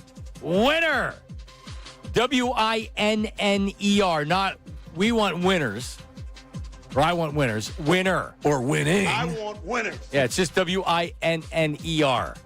You have 25 minutes to enter it on the Fanatic app. You should download that anyway. You don't already have it. 975thefanatic.com. Or, very simply, you're going to text it. Not to our regular text, the Davis Honda text line. You're going to text it to the special contest short code of 45911. That's how you can remember it. 45911. One random entry wins $1,000 in this company-wide contest. Winners will get a call from Beasley, so make sure you answer the damn phone. Contest rules, 975thefanatic.com. Fanatic Parlay Cash stood up by Iron Mountain Men's Health. 5 chances to win each weekday, 8 a.m., 10 a.m., noon, 3 and 5. Next chance to win, 3 o'clock. Again, winner. Hooah. We were together for that Charlie Sheen run, right? Tiger Blood, winning. Yes, I think so. Okay, that was like, yeah. I thought that was even before I worked with you. I don't even know. It's a long time ago. Winning. What a maniac he is. Oh, yeah. Now, I apologize. Did you say that's nationwide, that contest, or is that just here? Company-wide. Company-wide, okay. Yes. Because I would love to know if somebody wins listening to our show, like, of course, the knockout. Hey, man, let us know. So typically, I know in your last radio life, you did the same thing. Same thing with mine, and we did have winners. We had a winner from when I announced it. That's great. Yep. Good luck. Traditionally, we get a phone call from corporate telling us, congrats, someone won from your show. Very cool. Back in the day. I don't know if that person's still making those phone calls, but usually, because we have had it happen here. That's Big Bucks Beasley. Mr. Beasley calls. Correct. You have a special line in there when it rings. It's Mr. Beasley. It's the red phone. Much like Hertz to Lori, I've got the line straight to the top. Gotcha. They want to know what I got going on. Ray, baby. For sure. All right, 12 o'clock hour. The program is always brought to you by Service First HVAC. Listen, if you're looking for a new heating and cooling system, how about 0% financing for 48 months, rebates and tax credits up to $4,300? You can learn more. ServiceFirstHVAC.com. News at noon. It doesn't matter what comes in the world of sports. The news at noon with Ray Dunn. Bad Athlete Podcast, Angry College Coaches, Innocuous and Random Topics. The news at noon with Ray Dunn. The news at noon with Ray Dunn. The news at noon with Ray Dunn. With Ray Dunn. All right, not angry college coaches, angry professional coaches. Because have you ever gone into a meeting and had not 1, not 2, not 3, not 4, not 5, but 6 people leak the details of your meeting to the media? Would you be upset at those 6 individuals, or would you be upset with the guy that reported it? Because Doc Rivers is upset with the guy that reported it. Now, he went on Dan Patrick's show. He also went on Run It Back on FanDuel Network, FanDuel TV. Lou Williams asking the question of, hey, you and Giannis good, right? Everything's good with you? Doc Rivers isn't just upset with the report. He wants to make sure that everybody knows he's got a favorite NBA insider. We have a great relationship. Shams wrote an article that was so inaccurate that I don't have enough time to go into. He talked about a locker room thing, and I was laughing like, yeah, we had a tough locker room day. We lost to the Chicago Bulls with a 20-point lead. I showed clips the next day of guys who were screwing up. That's what happens in a locker room. The first thing I thought, where's Woj? I miss Woj so much. That was the first. Wow. I miss Woj. I miss Woj so much. Right. Woj, who got caught getting leaked information from Joe Dumars that the league sent out a loaded email that had fake information they would know because they suspected Dumars was the source of leaks to Woj. And he got caught.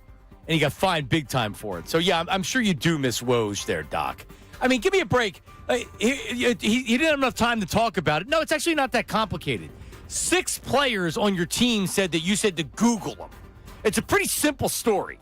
You don't know basketball. So did you say that? I mean, I'm not asking them to follow up and ask that question. But, come on, Doc. Does anybody believe that he didn't say that? Do you think Woj... That's a dumbass question. Do you think Doc and Woj interlocked fingers before? No. Oh, okay. No, I don't. Dumars and Woj? No, I don't even think they interlocked fingers. The interlocking is a big talking point. I will. So it is, and it should be. Well, no, because people that still want to have the silly, they're just friends. Oh, but they don't. What friends interlock? Even if they didn't have interlocked fingers, it still wasn't a friendship thing. Cam Newton said, "Hey, man, the only time I've interlocked fingers is when I'm interlocking." Funny line. But anyway, see, Cam Newton's podcast is worth it. That's what we've been telling you guys. That clip is ridiculous. Let me say this about Doc, though. Having known people that worked for the 76ers in the past and the present, while they will probably acknowledge that kind of stuff, they also say that Doc's a really good dude. Oh, yeah. Who was very good to them and isn't the kind of guy that would walk past you in the facility and not say something because he's Doc Rivers. Yeah. Had relationships with everybody, was genuinely a good guy. From what I understand, it's the relationships with the players, it's the dynamic with the guys that play for him that's the trouble. Correct. The dynamic with everyone else, the buy-in from everyone else is pretty much... And, oh, by the way, winning cures all, boys. Right. Because the Celtics, they look at him like, he's God. They won a championship, but everybody else that came up short. Yeah, he's a big golfer. He was a member at all these courses around here. Yeah. He wishes that's all he was. Yeah, when they had training camp, the close proximity to golf would be very important to where they hit. Yeah, yes, exactly. The important things, bro. Yes. Right. Here's one more with Doc. Remember when I think it was it Danny Green kind of ripped Philadelphia, and he was nowhere to be found. And then when he first spoke, he was like, "I'm on the golf course. You think I care about that?" Like, well, I mean, you should, but anyway, go ahead, Ray. All right, moving on. Dusty May got an opportunity, jumped on with, I believe he was doing the whole media rounds yesterday. I think this comes courtesy of Dan Patrick. But talking about Colin Cowherd, the transfer portal and the beginning of it, the guy won the national championship just days ago. And I think it shows you just how broken this sport is, that this is how he looks at portal time. These next 2 weeks are our Super Bowl, and if we want to have a chance to play in Detroit 365 days from now, then we've got to hit these next 2 weeks and fill some holes. On Monday night, fill some holes. Certainly, am I? Sorry. Shut up. Sorry. On Monday night, the guy won a championship. And on Thursday, he's on national TV saying the transfer portal 2 weeks is his Super Bowl. Yeah. Is that not just a broken sport? It's completely broken. Oh, yeah. It is completely broken. It's crashed, burning right now. And it sucks. So they'll fix it at some point, hopefully. I would hope. The NCAA has to acknowledge a few things before they fix it. Yeah, but even I think I don't know. Even for the students, even for the professionals that are in college, I think it's better for them because listen, we could say in any professional sport, we'll just have them, they're a free agent every year. Yeah, but that's not good. That's not good for them. That's not good for anybody. I don't know. Even if you're requiring them to be somewhere for 2 years or 3 years, or they have to play a buyout, at least then it's not, you only played me 20 minutes this year. Pfft, I'm leaving because I'm getting a better offer here and I'm going to get more playing time. Bad. It's Wild Wild West right now. It really is. It's ugly. And, oh, by the way, when one shining moment was playing after the national championship game, literally the portal opened. Oh, yeah. Just perfect timing. Great irony in that. Yeah. Really great irony in that. Not a lot of great Dusties out there. If you're thinking about Dusty or Dustins. Who's another Dusty that comes up? Baker. Dusty Baker. That's a good one. Dusty Rhodes. With the atomic elbow. The American Dream. Dustin Hoffman. Golfer, good one. There's a Dustin. Who? Is there a golfer named Dustin? Am I making Oh, Dustin Johnson. There you go. Dustin Johnson. Dusty, though. I like Dusty. What's up, Dusty? Nothing over here. Yeah. It does have a little southern twang to it, Dusty. Not a lot of Boston, New York, Philly Dusties. No, definitely not. Definitely. All right, Ray, what do we Last have? one for you. I wanted to start with Doc Rivers and end this with J.J. Redick. Because if you remember, J.J. Redick in his short tenure as a media member did the whole, hey, there's no accountability with that guy when it comes to Doc Rivers. It's always somebody else's fault. Well, I just love whoever put this together from the other night. It was too late for yesterday's edition of the News at Noon. J.J. Redick, following the Lakers game, got questioned about a number of his players. And don't worry, there aren't enough buses for the number of players that he threw under them to really hit them. Take a listen. You know, I just called the early timeout because Rui didn't do his job, and so took him out of the game. We got to find 9 guys that are all in on us fighting. What led to the exchange between you and Jared Vanderbilt early on in the second quarter? Just a confluence of things. Again, it's not again nothing personal with him. Normal stuff from my end. I think for all of us, being undermanned, and we've got to scrap and claw. We've got to all be on the same page. We got to be great teammates. We got to all play hard. Called a timeout to get him out of the game, and he reacted. But again, normal interaction for me. What was he not doing in his shift then? What was he not doing? Yeah, to take him out. Like what? Again, it was a confluence of things, Dan. JJ, you mentioned on Saturday, the practice before the Dallas game, that you're going to ask DeAndre to do some different things. What are those things, and how do you think he's? Yeah, he's had trouble catching the ball. So we've ran a bunch of plays for him. He's just had trouble catching the ball, and I don't know if that's the passing or if it's him trying to get position. He hasn't been able to catch the ball. So Rui's not doing his job. Vanderbilt, it's a confluence of things. It's really nothing personal, but he doesn't play hard. We need the guys on the floor that do their jobs. And by the way, DeAndre Ayton, he's not wrong about this one. Can't catch the basketball. Yeah. It's not JJ's fault. I'm a JJ guy. Are you? Yep, I'm a JJ guy when it comes to coaching. Like, I was pulling for him. I want to see him have success out there, and it's a shame he was. Dude, the minefield of personalities that and coaching the L.A. bleeping Lakers, he got the gig. Yeah, he wanted the gig. I get it. He's paid well. But come on, man. He's dealing with LeBron, his son. A lame duck year of LeBron.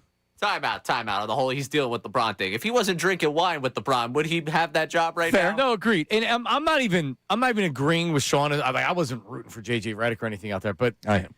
Like LeBron, coach of the year. It's a lame duck LeBron that the Lakers aren't doing whatever he wants, so he knows like the writing's on the wall that he's probably going to Cleveland next year or whatever. But an unhappy LeBron, they bring in Luka. It's Luka's team. By the way, Luka's a great talent. He was also traded for pennies on the dollar because the Mavs are so fed up with his crap, right? So to your point, man, that's a really, really difficult job. As your first coaching job as well. That too. He's got a lengthy playing career. He is good Sixer. Was it?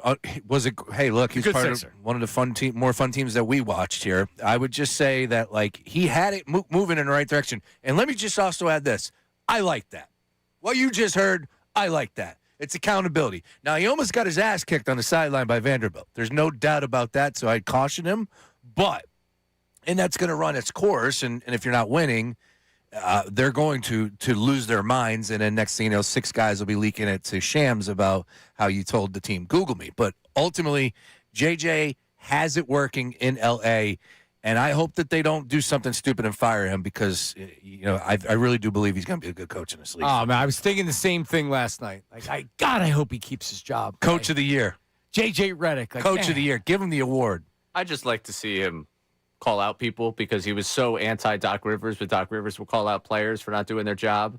And then now he's realized that that's kind of part of the job, right? That's part of the job, yeah. I mean, it never is Doc Rivers' fault. So here we go again. But it also never is J.J. Redick's fault. Nope. Now, the coach for the Spurs would have my attention, Johnson, for the coach of the year because you can't deny what they've been able to do. Nick Nurse is not on that. He is not being considered for coach of the year? No, he's not. Go figure. Not on that list. I'm just looking at – I went back to look at Redick, and I'm like trying to figure out what was the best Sixers team with Redick on it. And you really do. You long for those days. Oh. I pulled up the 17-18, and Bellinelli was on that team, and he would chuck that ball up. I don't know. There was some playoff game where he was didn't he hit a 3 to win it or to tie it or something? To tie it, and they shot the confetti off. They went to overtime and lost. That's right. Ursan Ilyasova. They had some really good teams. Well, you know where it starts and ends with that one, right? Not ends, but it starts with Ben Simmons and how special he was that year. He was insane. He would get the ball, drive, dish. Like, he was fearless. He wasn't afraid to have the ball in his hand because they weren't trying to foul him on purpose. But he got spooked. Yeah, I did see the one year. It was Ben Simmons. He didn't even make a three this year. He barely even shot it. It's really, really crazy when you think you had Simmons and you had Jimmy Butler and you had J.J. Redick. And when did Saric leave? And he was kind of a disappointment. T.J. McConnell. I long for a T.J. McConnell on this roster right now, for crying out loud. Yeah, I definitely apologize to T.J. over the years. He was one that I used to make fun of. Like, we really have T.J. McConnell. Yeah, he made me eat my words. That kid's a stud. Yeah, he's a good player. Yep. He's made a hell of a career for himself. And he's not some scrub that's just getting minutes. No. Nope. He is a really good player. You saw that last year in the playoffs. John Madden would be 90 years old if he was still alive today. Coach. No, here's a guy. No, what you want to do is get a seal here and a seal, and boom. And boom. And get those big old paws up there. Get the big old paws. What a lot of people don't know, John Madden, after being like, if not the youngest coach to win a Super Bowl, certainly there weren't a lot of 30-year-olds that were being hired as head coaches. Wow, that's a good call. And he had instant success and a lot of success with the Raiders. He retired and never came back. But what he did as a broadcaster, and that's how I know him, is as a broadcaster, he was the first that came in and said, hey, I want to have meetings with teams. I don't want to just sit up. You would just go up to the booth and call the games before. Like this Hank Stram. Yep. He came in and said, no, like, I want to have meetings with the teams. I want to know what's going on. I want to talk to the coaches. The whole production meeting with the announcers, that was John Madden. That's what he wanted when he got into broadcasting. And, for everybody that comes along that you say, wow, like Troy Aikman. Like, Troy Aikman's really great. John Madden's times 100 of anybody that comes along. Chris Collinsworth, I think Chris Collinsworth's very good. John Madden was as good as anybody. They would both tell you that, too.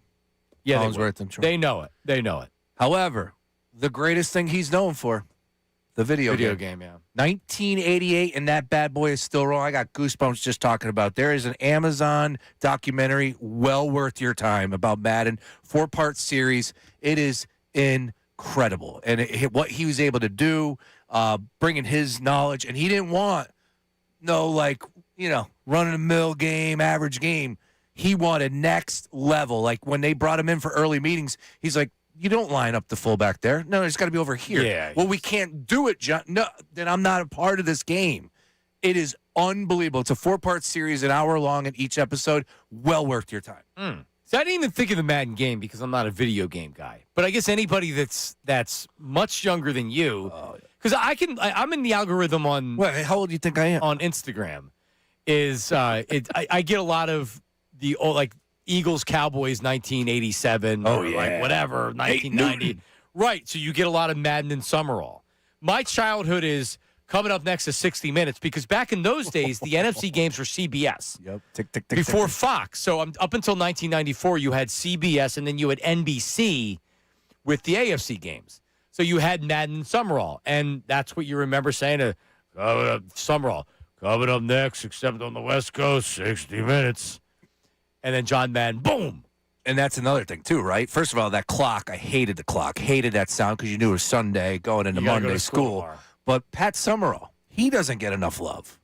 That booth is perfect. I hear the booth right now. Great booth. I hear the booth now. I watch an NFC East game. Very simple as far as Summerall, who was, by the way, was a player. He was a kicker. So he wasn't Dick Enberg or some broadcaster. He transitioned to being the broadcaster. So good. Yeah, it really was so good. Do you remember it was after 60 Minutes?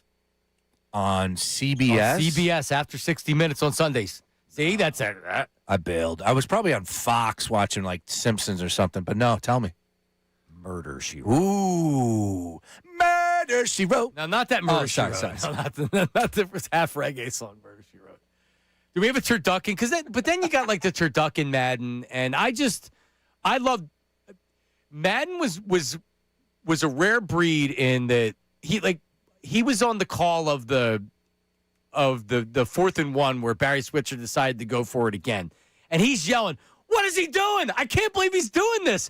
And it was it felt so live that he was doing it because it was, but in real time, he's saying what everybody else is doing.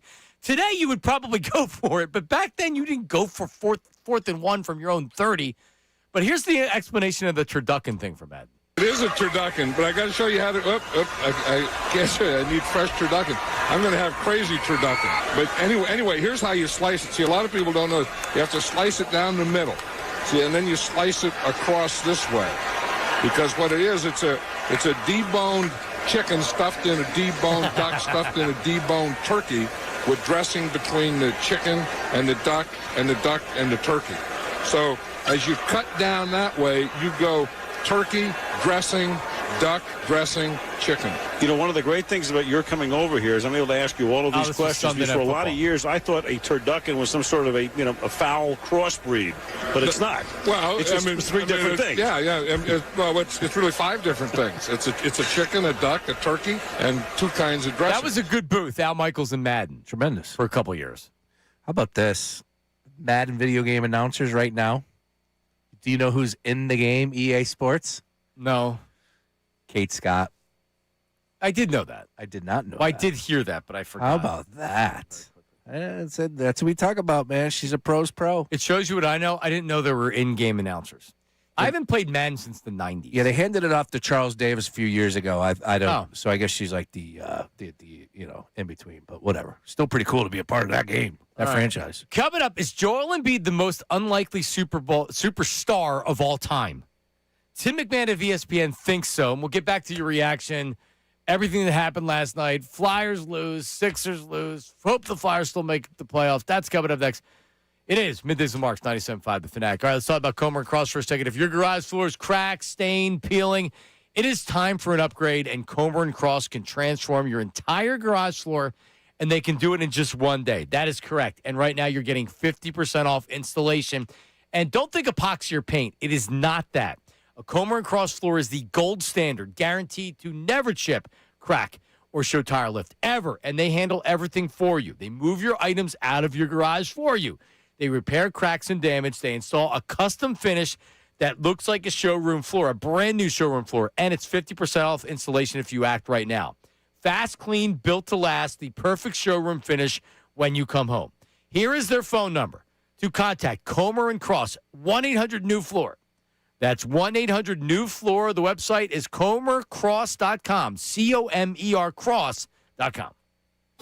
Now on 97.5 The Fanatic Sports Update. 2 losses last night. I'm Ray Dunn with this Fanatic Sports Update. Both teams losing last night. The Flyers and the 76ers losing. The big news for the 76ers, Joel Embiid undergoing appendectomy yesterday while in Houston, had appendicitis. Before the Rockets game, Nick Nurse met with the media and talked about losing Embiid. We had like an unbelievable day as a team yesterday. I mean, we had a great practice and great film session, and we were getting up and down the court, and he was a part of all that. You know, that's what hits you a little bit in the stomach when you get that news.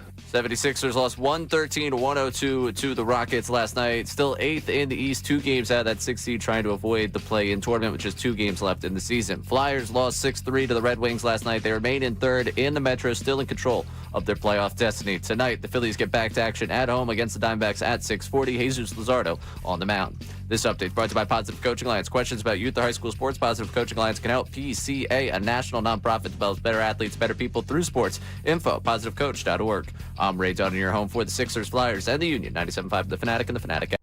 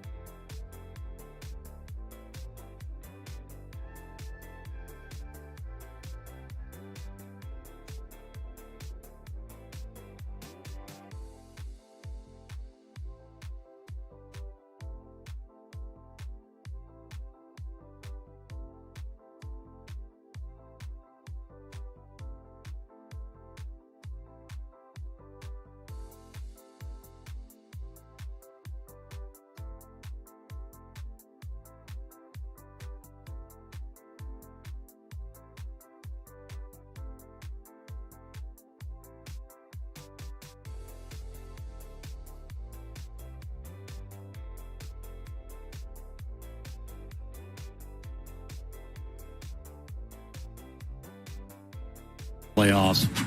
I don't know all that. I'm not a doctor despite 8 years in college. I can diagnose Embiid, though, as the unluckiest superstar of this generation. The guy's had Bell's palsy. He's had all kinds of injuries, and it's always at this time of year. Tim McMahon on ESPN, he's right. The Bell's palsy was in the playoffs. The orbital bones were in the playoffs. Remember that when he had the mask and he would take the mask off to shoot the free throws, and he hated the mask because he sweat? That he didn't want to wear the mask, but they're like, you have to wear the mask. Got to wear the mask, yeah. The most unlucky superstar of his generation and definitely the sweatiest athlete we've ever had in Philadelphia.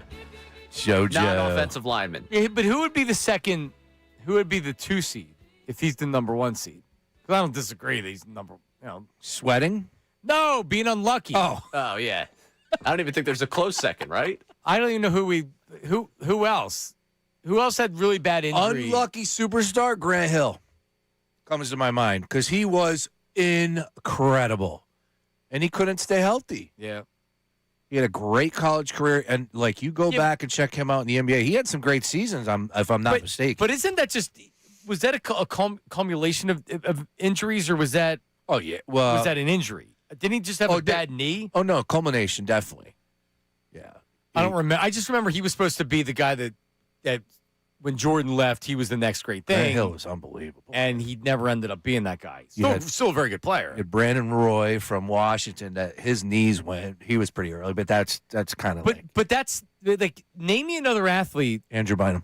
And Andrew Bynum had the knees. Forget about players have knee injuries. That's not unlucky. He, separate orbital bone fractures. Well, I got Bell's one. palsy. I got one. Nancy Kerrigan. She got hit by a bat. That's pretty unlucky. That's unlucky. Who hit her? Tanya Harding. Jeff Gillooly. Who is Tanya Harding's boyfriend or husband. Jeff Gillooly. Yeah, Jeff Gillooly. What a day to what a be alive during those days, I'll tell you. Simple times, my friend. I don't disagree that and I'm not even, I know a lot of people out there that they're angry with the injuries with Embiid. I've never been angry with the injuries. Could he have managed it, his body better and been more of a professional? So maybe he didn't have. No, I don't think he could have. This is what was going to happen with him, regardless of anything. Really, can you run the treadmill every day and you're not going to get Bell's palsy? Probably not, right? Or now you have an emergency appendectomy. It's like yesterday as that comes down. It was not of course, but almost of course. It was crazy, but it shouldn't have been surprising. Is there anything that could happen with Joel Embiid injury-wise that you should be surprised at this point? Nope. This organization as a whole. Or sickness, yes. The first-round pick was allergic to a sesame seed, nearly died. No, man, that's right. Zaire, man. Yeah. Markelle Fultz forgot how to shoot. Yep. Yeah. Ben Simmons, that whole situation. Yeah. I mean, at this point, it's not surprising. Everything's surprising, but nothing's surprising at the same time. If it can happen, it will happen. How do you stop it? I feel like we're cursed. Sell the Can I team. also go to that? At this point, I've been so against that for so long. Everyone that's oh, we're cursed. No, it's just been a lot of. I can't ignore the facts in front of me. Something happened. Don't you almost need them to move and then come back as an expansion team in a couple years? Send them to Seattle with literally no roster. Yeah, they can have Seattle. They can go to Seattle now. Vegas. We're just going to get them back in 2 years, and then when they come back, we start fresh. Do we go with the 76ers still? New yeah. branding? Yeah. Just get rid of them for 2 years. We can't get rid of them in 2026. That's a big year for a team named the 76ers. That's a good point. The 250th anniversary, we send the 76ers to Vegas. All right, wait a year then. We're selling America's soul to Vegas, man. All right, we have some voice memos on the Davis Honda text line. What do we got, Ray? Hey, fellas, Michigan Elliott, love you guys. Listen, I'm a four-teamsman. And before the Sixers last week and the Phillies last week, I've been really excited. We got an up-and-coming Sixers team. I'll talk about that. We got an up-and-coming Flyers team. We got a Super Bowl contender and a hopefully World Series contender. We're supposed to be, okay? This Joel Embiid nonsense, I've been done with this dude for 2 years. He's either not in shape or he's hurt. I don't want to hear all this, he's unlucky and the orbital this and the Bell's palsy this. I don't care. He's injury prone, all right? You know what I care about? Winning in the postseason. And he doesn't do that. He fails every time. And I'm done with it. All I care about right now is put him on town, baby. Let's go, Michigan Nate. Horn him. Yeah. See, that's the guy that's mad about the injuries. Yeah. Not me. He's a hockey guy. By the way, he called himself a four-teamsman. I can't think of a different term. That must be the first term to describe all of the four teams that you follow. I can't imagine. I can't picture another term. No. Let's go with that. I think that would be the best one for sure. Four-teamsman? A four-teamsman. Not the four horsemen. Now, I'm a six-teamsman, just so you guys know. Because you're Philadelphia Wings? And the Union. I know you're the Union. I knew that'd be five. So when does that change? They're still here, Ray. How does it change? We got after one more game. We got a home game tomorrow night. Come on out. Can I claim to be a seven-teamsman because I was a big Soul guy in the day? They're no longer. I was an arena announcer for the Soul. Yep. 7. How about the kicks? I'll do the kicks. Philadelphia kicks. How about that? What about, remember the Soul Mates, the cheerleaders of the Philadelphia Do Soul? Do I? Good times. I'm a soul man. That was when you were single, right? That was before Yeah, man. Yeah. Good times. Ooh-ah. Hey. You know, Ray, we actually had, what did we call our dance? We had not a dance team, but we had our own cheerleaders. We had the Fanatic Fantasy Girls? Yes, that's that exactly what we them? had. Yes. Good girls. That's a Ryan. long time ago. Ryan. So we actually, no. Do you remember Ryan? Ryan? No, She's a sweetheart. No, Yeah. I follow her on Instagram. Yeah, she got 2 I follow her on kids. Instagram. She just had another baby. Yeah. Yep. Yeah, so Ray, actually, I think it was at Cheeky's and Pete's. We had a casting call to where we had judges and stuff. Sean emceed it, and he was great. And that's when you think were they called the fantasy? Oh yeah, Fanatic Fantasy Team. Fanatic Fantasy Girls. Yeah, Fanatic Fantasy Girls. And it didn't last very long with the Fanatic Fantasy Girls. Bring them back. But we did. We had a whole. It was like a dance team. So 12 o'clock hour yesterday, I found out you guys are out in Vegas having a great time. Right. You guys had this. Yeah, we did. Yeah. Good times. Yeah. No, there was Erica. Yep. No, a lot of them I still stay in touch with on social media. Nice. Yeah. Nice. Tell them I said hi. I will. There you go. Give me another voice memo there, Raymond. Don't get me started with Joel Embiid. This is Matt the Plumber from Mullica Hill. I wanted to trade him when he got MVP. Everybody's like, what are you, an idiot? I'm like, big men do not last in the NBA. The punishment of 82 games, he don't run up and down the court. He's not a freak of nature when it comes to that. I mean, he can shoot, but I mean, I could care less if he's there or not. I mean, he's like a unicorn that can, shoot 3-pointers because he's so freaking tall. Whoop-de-freaking do. That doesn't win championships, right? The center is dead.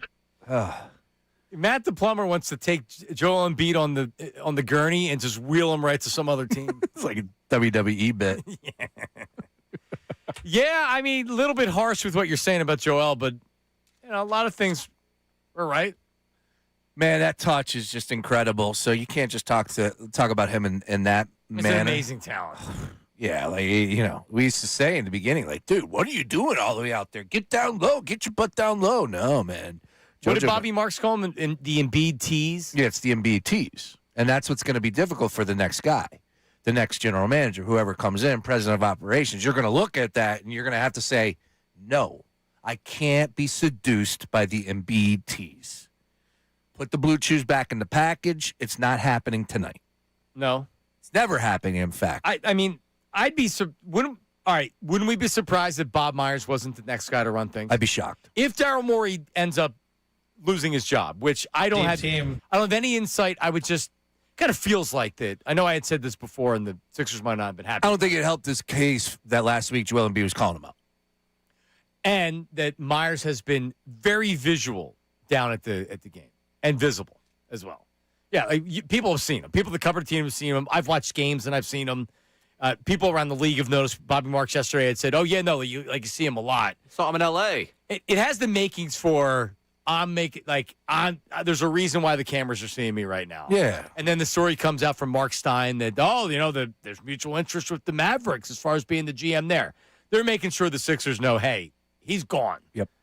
So and by the way, that's a good thing. Oh, it's a great thing. This is if he's the guy. It's a good move as far as the operation is concerned. You get him in, he walks around, he meets the people, sees what's working and what's not working, assess the situation.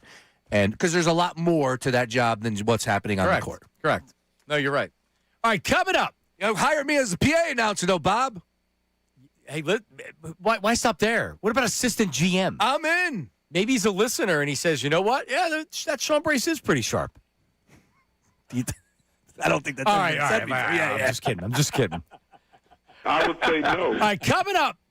Should we be watching the Masters? Well, Sean Brace is going to make the case for this weekend that we should be glued to the TV. That's coming up next. Middays with Marks 97.5, The Fanatic. Hey, let's talk about, speaking of this weekend, all right? Take a break from watching the Masters to join Ray Dunn. Ray, let's sing it. Rally House, Rally House. Ray is going to be at Rally House. Sunday, April 12th, this Sunday, 10 a.m. to 1 p.m. at the Rally House Brinton Lake location. That's at 965 Baltimore Pike in Glen Mills, PA. They are going to be there. Ray's going to be there as Rally House celebrates the Philadelphia Phillies birthday celebration of the best mascot in all of baseball. So get some gear, man. Philly season's just starting. They have the best gear. I'm telling you, if you've never been to a Rally House, what are you thinking? It's just not the major teams. It's just not the major colleges, Penn State, Temple. If you go to Westchester, they have Westchester stuff there. You won't believe what they have. It's and I've been going to Rally House for so long. Amazing, amazing stuff. And on Sunday with Ray, 10 a.m. to 1 p.m., live broadcast. They're going to celebrate the Philly Fanatics' 48th year on the planet. Or at least, from when the Galapagos Islands, right?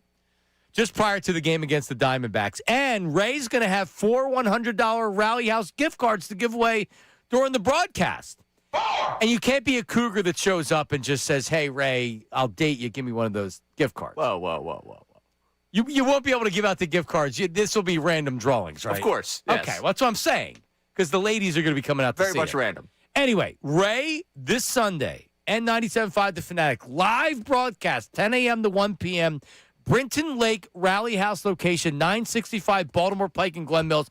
Going to be crazy, going to be fun, and the $100 gift cards will be given away during the broadcast. Check them out. Got something to say about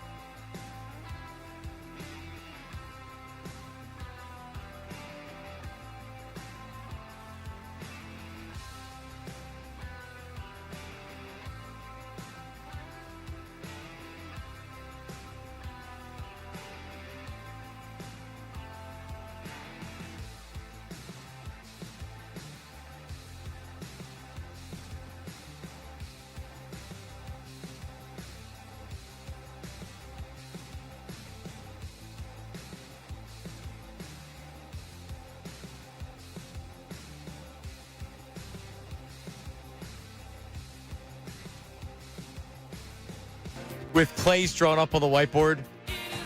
Wow. Don't know basketball. Come on, Doc. Yeah. You just happen to be right in front of the coaching board. It's good stuff. All right. You like it or not. We are back, and I'm sure Doc is not going to be focused on the Bucks because it is Masters weekend, and you know Doc is a big golfer, Sean. That's right. He is a big golfer. And ladies and gentlemen, so having fun here on Middays with Marks, it's as simple as these two guys aren't golf fans. And I'm trying to tell them that they are missing not only just a golf event, one stop on the PGA Tour. No, they're missing a magical experience just by watching on television, boys. Now, Ray is Fugazi. He's wearing a Masters shirt today. What is that? I don't know what that's all about. You look like an employee, not somebody that is actually going to the Masters. You look like you're selling hot dogs.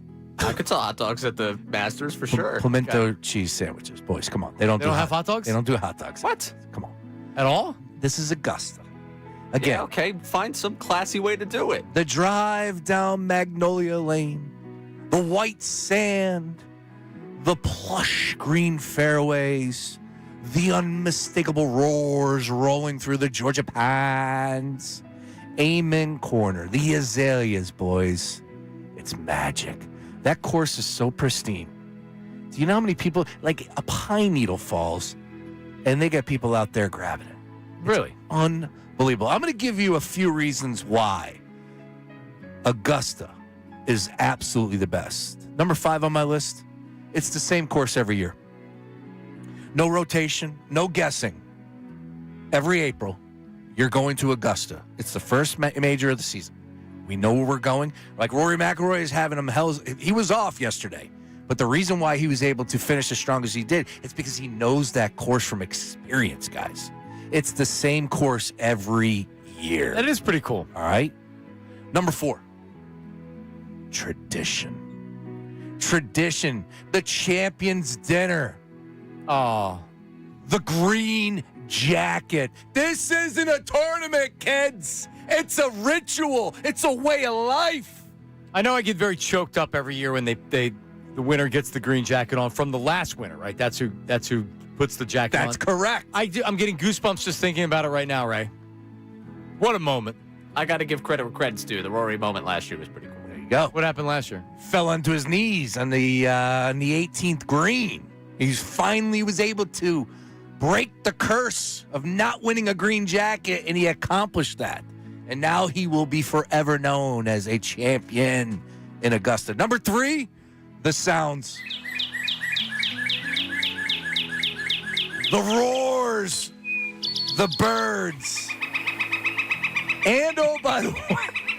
That's a lot. And oh, by the way. If the birds were that loud, they'd shoot them. And oh, by the way, no idiots yelling mashed potatoes. Yeah, great. No idiots yelling Baba Booey. No idiots saying get in the hole on a par 5, 600 yards out. That's great. It doesn't happen anywhere else. That's another good one because when I do stumble upon golf and I hear that, not that that's not a turnoff. It's just so stupid. Number 2 on the list. Yeah. No phones, boys. No phones. What do you do with it? You gotta. Is it like a comedy concert where you lock it up? Could be that. I would just say leave it in the car. Don't even chance it. Well, it's like telling an Eagle fan they can't sneak booze into the vet. No phones. Ain't happening. Keep your phone in your car. So when you see these pictures, these videos of these guys around the golfers, they're watching. They're not recording. It is the best. No phones. And finally, it's where legacies are made. You win a green jacket. That's it, man. Like you are going down in history as one of the greats. Nobody wins just by luck in Augusta. No. That can't possibly happen. You are one of the best and will forever be known as a Augusta champion. The Masters. Nothing better. There you go. Nothing better, Sean boys. Brace, ladies and gentlemen. Come on. Watch the Masters now and this weekend. I was just looking at the... I'd smoke that grass, John. I'd smoke that grass. You'd smoke grass at the Masters? Or No, you'd smoke the grass? I would smoke that grass. Do you ever, like, when I talk about what I want to do for my next job when I retire, but I retire from doing this, I want to be a lifeguard in Ventnor. Okay. I'm going to be a 60-year-old lifeguard, part-time lifeguard in Ventnor. I think Jay Wright is. I could see you. He'd be Ocean City. Oh. I could see you working at a golf club mowing the lawn, similar to Forrest Gump at the high school. I worked on a golf course, and it was one of my favorite jobs ever. Craig Hooks down at River Ridge in Clayton, North Carolina, man. I salute that gentleman. We still keep in touch. It was one of the best jobs. So, course management. I was, cut the greens, straight lines, fairways. Yep. They leave you alone. Matter of fact, I was listening to 9/11 on my headphones. Yeah, no, I can imagine you a lot of audio listening. Yeah, you put that sports talk radio, Jim Rome back in those days. Yep. But 9/11 happened, and I was literally cutting the fairway on whatever back nine it was. I was listening to Stern when it happened. I was at work. I worked in Center City, and I was listening to Stern because initially you don't realize what's happening, and then it's like, uh-oh. And then I walked into the break room, and that's where I watched a lot of it. Yeah. Anyway. Ray actually, like you look like you'd retire to cutting grass as a landscaper. Absolutely. I said a lifeguard. Ray looks like a barista at a Starbucks. What do you think? Too early hours. Well, you Later don't in the have to work early. There's You not work enough afternoons. There's not enough money in that gig. You just be a bartender. Yeah, I'm a bartender. And that's a pain in the neck being a barista. Is it a barista or a barista? I thought it was barista. What did I say? Barista. Yeah. It's a pain in the you know what, man. Dealing with people and their coffee in the mornings, and you got to make all those drinks. But it doesn't have to be morning. Starbucks is open later. Yeah, but you're not making tips like I that. said he just looks like he would. Doesn't he look like a barista? Yeah, he does, actually. I look like a generic Northern Liberties Fishtown guy, which half of us pretty much spend our time that we're not at work at a coffee shop, so that makes sense. It's like Mr. Bounty. And it checks, for sure. the guy in the paper towel. Ozempic Bounty. That's right. That's good stuff. The Masters concession menu, which I had no idea is affordable. Oh yeah, that's really cheap. The sandwiches are $3, $1.50. The Masters Club, $3. A chicken salad on honey wheat, which I would go for, $3. Ham and cheese on rye, $3. Yeah, nothing's over $3. Breakfast sandwich, $3. Chicken biscuit, $3. Even beers, imported or a domestic beer, they allow that. $6. A $6 white wine? Are you kidding me? So the Masters can do it, but Citizens Bank Park is charging me $18 for a 12-ounce can. Like, man, come on. What are we doing here? What are we doing? Unbelievable. Yeah, the Masters right now, you can get in, like you got to win a lottery, and it never happens. But I think it's like the highest price ever for the weekend. It's $500, and they like even people in were like, "Wow, that's really expensive." Yeah, good luck getting in, but man, I love it. I love it. Coming up, so the latest in the Rossini-Vrabel stuff. The photos were sold for how much? It gets more and more interesting or bizarre as the story goes on. We'll give you the latest on that. And the Phillies return home. They get back at it tonight against the Diamondbacks. We'll talk some Phils. That's coming up next. Middays with Marks, 97.5. Now on 97.5 The Fanatic Sports Update. Top 24 hours. I'm Ray Dunn with this Fanatic Sports Update. For the 76ers yesterday, they did lose the Rockets in Houston, but in Houston, we found out that Joel Embiid underwent an appendectomy yesterday as he was dealing with appendicitis, was ruled out for the game with an illness. They would go on to lose the game to the Rockets, now still 8th in the East, 2 games out of the 6th seed remaining in the play-in tournament as of this moment with just 2 games to go in the season. Flyers lost 6-3 to the Red Wings last night. They're still 3rd in the Metro Division, still in control of their playoff destiny. And tonight, the Phillies return to action at home. They've got the Diamondbacks, 6:40 start time to that game. They have not scored a run in 20 innings of play. Jesus Luzardo gets the ball for the Phils tonight. This update's brought to you by Mothers Against Drunk Driving. For victims of drunk and drug driving, your grief is unique, but you're not alone. You always have a place at MAD. Call 24-hour victim helpline 877-MAD-HELP or visit mad.org. I'm Ray Dunn, your home for the Sixers, Flyers, and the Union. 97.5 The Fanatic and the Fanatic app.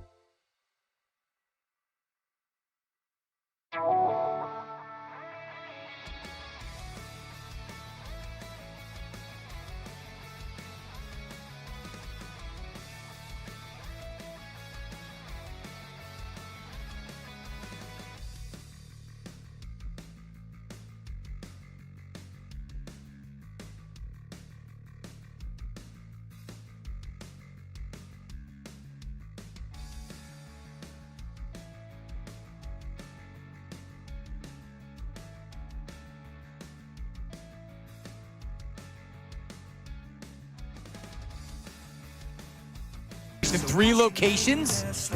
Ballard, Kinwood, Pennsylvania. Wayne, Pennsylvania. Lancaster, Pennsylvania. You want better hair? You want good hair like me? Morgenstern Hair Restoration Championship results. 610-831-HAIR. Morgensternhair.com.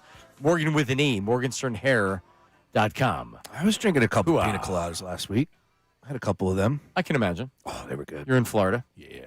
Haven't had a alcoholic beverage since I've been back. A little itchy, but I'm going to hold out tonight. I'm drying out. You've had not one sip? No. Really? Yeah, I'm drying out for like probably the next 2 weeks. That's the goal. So you came back when? Saturday? Yeah, with the good weather's Friday. So you came back Friday. So it's a week today. I'm lying. I had a drop on Easter. Okay. Damn. All right. I forgot. I was going to say, I've been trying to hold my end of the bargain here, make sure that the economy stays afloat while you've been drying. But had some Prosecco to kick off the morning festivities, and then had a couple Miller Lights. But other than that, look, trying to dry out. I got a golf trip coming up at the end of the month, heading to Myrtle. That's the goal. Oh. But this good weather, John. You're screwed, dude. This good weather. Oh, this good weather. My phone's already ringing. Beef hit me up. What are you doing tonight? Oh, Beef was on the voice memo. It's Beef on It's going to be a beautiful weekend. Oh, Beef's on the voice memo, John. You want to hear from Beef? Can we? Yeah, let me give me some beef. This is Beef out of Conshohocken, insurance agent on this Feel Good Friday. Weather is beautiful. We have a great weekend ahead. Phillies going to get back into the swing of things. The Masters this weekend, awesome weather. And Sean Brace, I hope to see you at Flanagan's Boathouse tonight with a cold ultra draft. That's what I'm looking forward to tonight. See, right here. This arm and this arm. This arm, there's very few people right here on this left shoulder. Right. The right shoulder, you get people like Beef. You get people like Ray. Is Kelly on the left shoulder? Kelly's on top of the head right here. Yeah, she's like right. Her high heels going into your skull. Well, who's on the other shoulder? I don't know. Nobody's good on that side. It's everyone trying to drag me out. That's what I'm saying. I feel like that I don't get the. You get the negative check mark, you get the positive check mark. I feel like I don't get any positive check marks for not. You're going on a golf vacation. Oh yeah. Like you'll go out and be like, yeah, you're gone for 12 hours to go watch college basketball when you're you're fighting with your wife. I have no life. I have no joy in my life. I have no enjoyment in my life, and I still don't get any credit for it.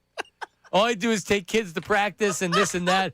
I was up doing laundry till 12 o'clock. I was folding laundry till 12 o'clock. Man. By the way, my wife does stuff all the time. She doesn't have a lot of free time. You don't have to qualify it. It's okay. But I'm just saying, like, it's not like I hear all the other guys talking, and with this golf conversation, I just think to myself, like, me getting 6 hours on a Saturday away from everything I have going on, like that, I would never even consider it. Well, that's why not because of her. That's why I want to join a country club. Hello, 1912, if I could ever make that happen. Send them to the pool?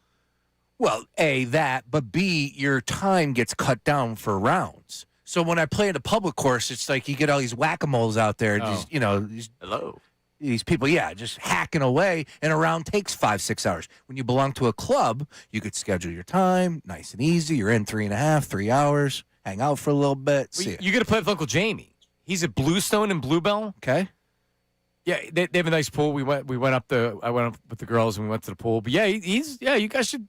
I mean, I'm not gonna go. But you guys can go play golf. Imagine Bluebell might be a little above my pay grade, especially right now. Everything's above my pay grade. Well, I'm just saying, go. All right, I'll go out and play with. Hey, Uncle Jamie, I'm in, man. Let me go hack it up with you, baby. Yeah. Hit up Harry for 1912. Harry and I, we go back and forth. He's a legend up there. I think they got his jersey in the rafters. They definitely do. Yeah, they do. For his golf or for everything. I saw it in the club bar, but Yeah. His jersey's up in the rafters. There's a lot of names upstairs for all the golf achievements. I saw Harry's down there. His was not upstairs. Yeah. Is he still drying out? Speaking of drying out. Question. I doubt it. All right. It was January. I'll check out the text line here. Bro, it's already April. Yeah, there's no way he's dry. I mean, it was still very impressive. He was rolling, though. I mean, Ray lasted no days. Literally like 12 hours. Yeah. It was before noon, man. That's wow. And Harry had said he was going to do a damp January, and they just never drank. Right. It was really good. I did like the Niagara Falls of January. Yeah, you just continued to do what you do. I salute you all, especially you for trying, Ray. Nice. All right, so the latest on Diana Rossini and Mike Vrabel, and this comes from Front Office Sports, and and it's Ryan Glass-Steagall of Front Office Sports. So I've known Ryan since he worked at the Big Lead. But he was at the Post before this. So he says he found out the TMZ was so these photos of Vrabel and Rossini were being shopped around. TMZ, and this is from Front Office Sports, TMZ received a tip about the photos of Patriots head coach and the senior NFL insider for The Athletic. Front Office Sports has learned. An anonymous tipster reached out to the outlet saying that Vrabel was hanging out with an unidentified woman. When TMZ staffers evaluated the photos, they eventually realized that it was Rossini. So, and I'll continue reading. They didn't know who the woman was. They knew it was Vrabel. It's obviously an investigator. There's some type of a PI was doing this. Yep. Because when you look at the photos, that's taken from, I don't know how far away, but that is clearly a zoom lens or somebody that knew where to look. Because if you think about it, if you don't want to be in this whole thing about they were hiking trip with the girlfriends or whatever, sure they were. But if you want to go somewhere and have a romantic time with somebody, but you can't be seen, what do? You go to exactly what they did, which is a room and then a roof that the only access that you have is from the room. Like, really, no one's going to see you. They're not going to see you unless they see you walking in the front lobby or whatever else. So that's what they tried to do. The only way you would know this is if you were looking for it, right? So it's pretty clear this came from a private investigator. What's interesting is this was aimed at Vrabel if they didn't know who Rossini was. So the private investigator who took the pictures didn't know who it was, at least according to this. That is great. Oh, by the way, I just Googled it, right, just to see what else is new. Fox News literally just put up an article an hour ago. Headline, Adam Schefter grilled over Rossini Vrabel scandal, and it got uncomfortable. That was from here? Correct. He did a DC interview, too. Oh, he did? I didn't think it got uncomfortable between Connor and John. I thought it was a great listen. He was uncomfortable answering it, which, by the way, he should have been. John did a great job. Yes, I agree. Adam Schefter did a good job answering. I agree. Without a doubt. Like, it's a tough spot for him to be in, but it's also something that's fair. He needs to be able to handle it. And he did. Adam handled it. John's got to ask the question because there's nothing that Adam Schefter's going to say that day that I care more about than, hey, Mr. Insider, there's Mrs. Insider. How inside are you, Adam? Which is, we'll get into the inside part of that in a second. I'm going to continue from talking about the inside. Front Office Sports. Yeah. The anonymous tipster was not a known paparazzi or photo agency and requested an unspecified sum in the four figures. It's a lot of money, John. No. Oh, four figures. Sorry. There's no four fingers or four figures. Ray, the term starts with five figures. You don't say, like, hey, I'll offer you four figures for something. But even five feels a little unnecessary. Like, oh, yeah, I make five figures? No, like, but the offer is five figures. You know it's at least 10 grand. They weren't even looking for 10 grand out of this. Right, then you just say 10 grand. I think figures starts with six. I think we're two figures off of figures starting here. I don't mind saying five figures because you know at least saying four figures, I guess, is necessary because you're like, they weren't even asking for 10 grand. Were they asking for $5,000? And no one was ponying it up. So does the investigator say, is the deal, I'm going to take these pictures and then I get to keep whatever? Or were they paid and then it's just like, I need to get these out there. Sure, I'll take $5,000. It's a really good question.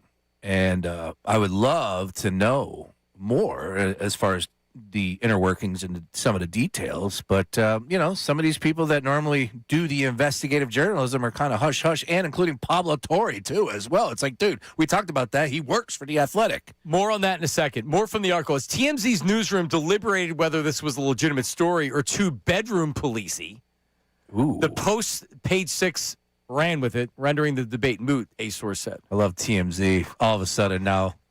God forbid they're bedroom police. We can't bedroom police here. All right, so on that, and then let's dive into what we were talking about right there. If Vrabel is just messing around with some woman, this isn't newsworthy to me. He's committing adultery. I don't care. Right? I'm not saying he should do it, and it's not wrong, but this isn't something to be reported by the mainstream media. Correct. The fact that it was a woman. See, the only way this becomes valuable is someone realizes that's Diana Rossini. Otherwise, it's just Vrabel. Are you really putting it on page 6 if it's Vrabel that's messing around with some woman? It's getting picked up by Boston newspapers, but that's about it. I don't think it's going to run. But are they? It would get picked up. Like, it would be a little blah. Are they even talking about it, though? Are they writing on it in Boston? They're talking about it on radio.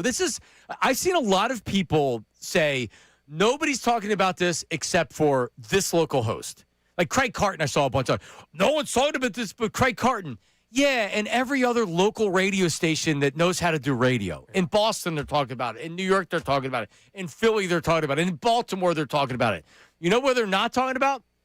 ESPN, the Dan Patrick Show, Stephen A. Smith, any of the Fox shows. I'd look to see if Dan Patrick addressed it because Rossini is a regular on not every week, but maybe once a month she comes on. She's chummed up with the boys. He didn't even mention it. Huh. ESPN hasn't mentioned it. Stephen A. Smith hasn't mentioned it. First Take hasn't mentioned it. Imagine if Diana Rossini wasn't the one and it was some movie star. Would that be mentioned by ESPN? I would think so. Oh, of course it would. It's what they do. Yes. Yeah. It's funny how they're picking and choosing their battles here. Yeah, and you get people that are on the inside that do the cover of the sports media, and they're not even covering it. It's literally their job, and they cover everything. I had this one dude, I think he is from Front Office Sports. There's a Ryan Glass-Steagall, yeah. And he went into this whole, diatribe of why he doesn't think. Shut up, dude. No, that wasn't Ryan. That was an awful announcing. Where he said that it was fan fiction. I apologize. Was the story, yeah. All right, dude. Keep it moving. Right? I mean, this is a story because it's the whole ethical side of this whole thing. Yep. Like the Vrabel thing, if it was just Vrabel, it would have been the third story on News at Noon. Like it would have been we're going to take this to we got this little bit of breathing room here in the segment. We're going to talk about it a little bit because, wow, this is crazy. Like, can you believe it that the owners' meetings, at the league meetings, if Vrabel got caught, potentially messing around or something? Does it mess with A.J. Brown's value? The fact that I it's don't an believe insider. That. I don't believe that. But no, the fact that it was an insider, not only a notable NFL insider, but also a polarizing figure to where a lot of people that are if you follow the league, you look at Diana Rossini and you're like, yeah, I mean, she's pretty shisty. I don't really believe. But with that being said, she is one of the notable insiders. She's not a reporter. She's an insider. There's a difference. She's the insider for the Athletic, which is the New York Times. The insider. Right. So when the insider gets caught on a roof, interlocking finger with a head coach of a national football, even if this is stuff that has happened before, when you don't see it. And here's the other thing, and here's when I will say, oh, give me a break. I heard Albert Breer this morning on with our sister station up in Boston. Damn, he was as uncomfortable as Adam Schefter talking about it. And he acknowledges, this obviously doesn't look good, and it obviously calls into question her credibility. Thanks, Albie. But he wasn't talking about this before he did local radio. He wasn't putting tweets out or anything which, by the way, I understand. Yeah, I get it. She's a colleague. I also will say this. Dan Le Batard did talk about it, and the only thing he really said was how uncomfortable he was with the situation. But at least he addressed it. All these other people are acting like it didn't actually happen, which is, it's one thing if it's something that's, like we had said, Vrabel just messed around with somebody else and there were pictures of it. They didn't want to cover that. And you may say I'm a half a hypocrite, and I wouldn't argue with you that there are other stories that come up. Like right now, there could be a story that's out there with somebody that I perhaps have a relationship with, and we haven't brought it up on the show. Well, I would say I hear you, and you're not wrong with saying that. The difference is ESPN, Dan Patrick, all these other outlets, the biggest insider one of the biggest insiders in the NFL canoodling with an NFL head coach actually is a big deal. It just is. It's a big deal for all the reasons we know it's a big deal. It brings into question her credibility for sure. I don't think anybody's going to take her seriously going forward. I didn't take her seriously before. Now she's messing around. And here's the other thing that bothers me with all these other guys.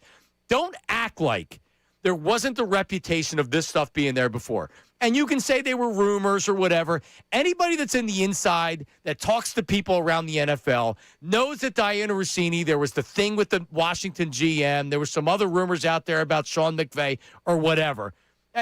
Don't act like this is totally coming out of left field and everybody's shocked this happened. No freaking way. Not if you're on the inside and you have a personal relationship with her. And they're not going to talk about it. And she's going to keep her job, and I'm glad she's going to keep her job. I don't need she's going to keep her job. I disagree. When do we expect some sort of is this it? Is there no more athletic statement on this? This is it. The replacement referee stories was the beginning of the new normal here? Why? What happens if they don't? Can't be. But what happens if they don't? The Athletic is taking a huge huge. It just everything she puts out will be peppered with that. Nobody is going to look at her. She is damaged goods. The Athletic cannot keep her. They cannot keep her. If the Athletic does keep her, they take a huge hit in my mind, in my eyes. Doesn't it seem like they're going to? No, I just think you got to let these things play out just a little bit. Ray, honestly, I will still read Matt Gelb, and I will still read the Eagles coverage. I didn't read Diana Russini before. Right. And I'm not going to read her now. Right? I mean, really, isn't she more of a Twitter NFL Inside personality than she's actually putting anything of real substance in print? Adam Schefter doesn't write a lot anymore. That's not why he's being paid millions of dollars. Information business. Yes. That's the business. It's a relationship business. Yeah. Has McAfee discussed her at all? I know you watch and you can't miss the show here. I don't know. I'm just curious. I tweeted that out. I don't know if he has. But maybe ESPN said, hey, look, this is the story, but don't talk about it. Did part of my take talk it? Because she was a big part of my take. They started. They're joking their way through this. Yeah, I saw some tweets about like, oh yeah, absolutely normal. I mean, they're playing the sarcastic, like this is the truth we're going with. It's absolutely normal for friends to be up there interlocking. Right. Interlocking fingers, all that. I just like if you're the Athletic and you want to be taken seriously, and they do, and they should, you can't have that. And I would imagine there's a lot of people on the inside going, wait a minute, because there's probably a lot of hoity-toity people that represent the Athletic, real big J's. And they're dropping lines like, come on, man, you can't have that. That's got to go. You think about all these people that leapt to the Athletic, and I understand that this has been around for a while now, so they've gone through a turn. But the idea of it was this was the big journalistic hub. This was the future of journalism. These were a lot of people that, again, capital J journalists that like we're the reporter, we do our job, the whole thing. To watch this happen, how do you not internally have conflict? Right. And what she's compensated as the NFL insider versus the beat writer for the Milwaukee Brewers, that's the second one on that beat, if they still do number twos across the league in baseball. Like, if you're sitting there like, okay, I'm writing X amount of stories a week. She's in the information business. She's taking down the name of our publication right now. She's going to be compensated all that. She's sleeping with coaches. Yeah. I'd be livid. Yep. I do also want to mention this, too, because she's gotten, for Vrabel, you know, like what happens with Vrabel other than his wife? Yeah. And he has those repercussions. But other than that, like the Patriots really care? The league's not going to do anything. Yeah, I don't do anything. No. He cheated on his wife, as far as they're concerned. And that's the other problem with the league. The league doesn't want this stain, and the league right now is in bed with ESPN. Right. Everybody's in bed. Literally. Everybody's in bed with everybody. Interlocking fingers. But totally. I do want to mention this. Every single person that has come out and spoken about her, whether they and Lebertard, Albert Breer, even before all the videos were playing, they all like her. They all like her personally. And we can say it's because, oh, well, she's flirty or whatever. They obviously think she's a good person if they're not coming out and A, talking about her, B, when they're talking about her. Like I heard Albert Breer today say he really likes Diana and he really thinks she does a good job at her. It's easy to say nothing, or it's easy for even unnamed sources to come out and be like, yeah, we always knew that she was a whore and that's how she got there. I mean, seriously, none of that has come out. You're right. However, I would still like to hear people like Erin Andrews, her thoughts. Well, that's also the other side. I would like to hear Tracy Wolfson, who does a great job. Give me that perspective because it sets them back. Absolutely. And I feel like we have seen some of that sentiment on the timeline. Again, I still haven't seen Erin Andrews. From the women. I've seen women commenting on this. Like I want to see the women, though. I want to see the women. I want to see the big names because that's the opinion I care about. All due respect. Like, okay, if you're going to tell me, if Tracy Wolfson says, you know what? Yeah, it happens. Oh, good. Kay Adams, she says, you know what? All good. Has she commented on it? I don't think so.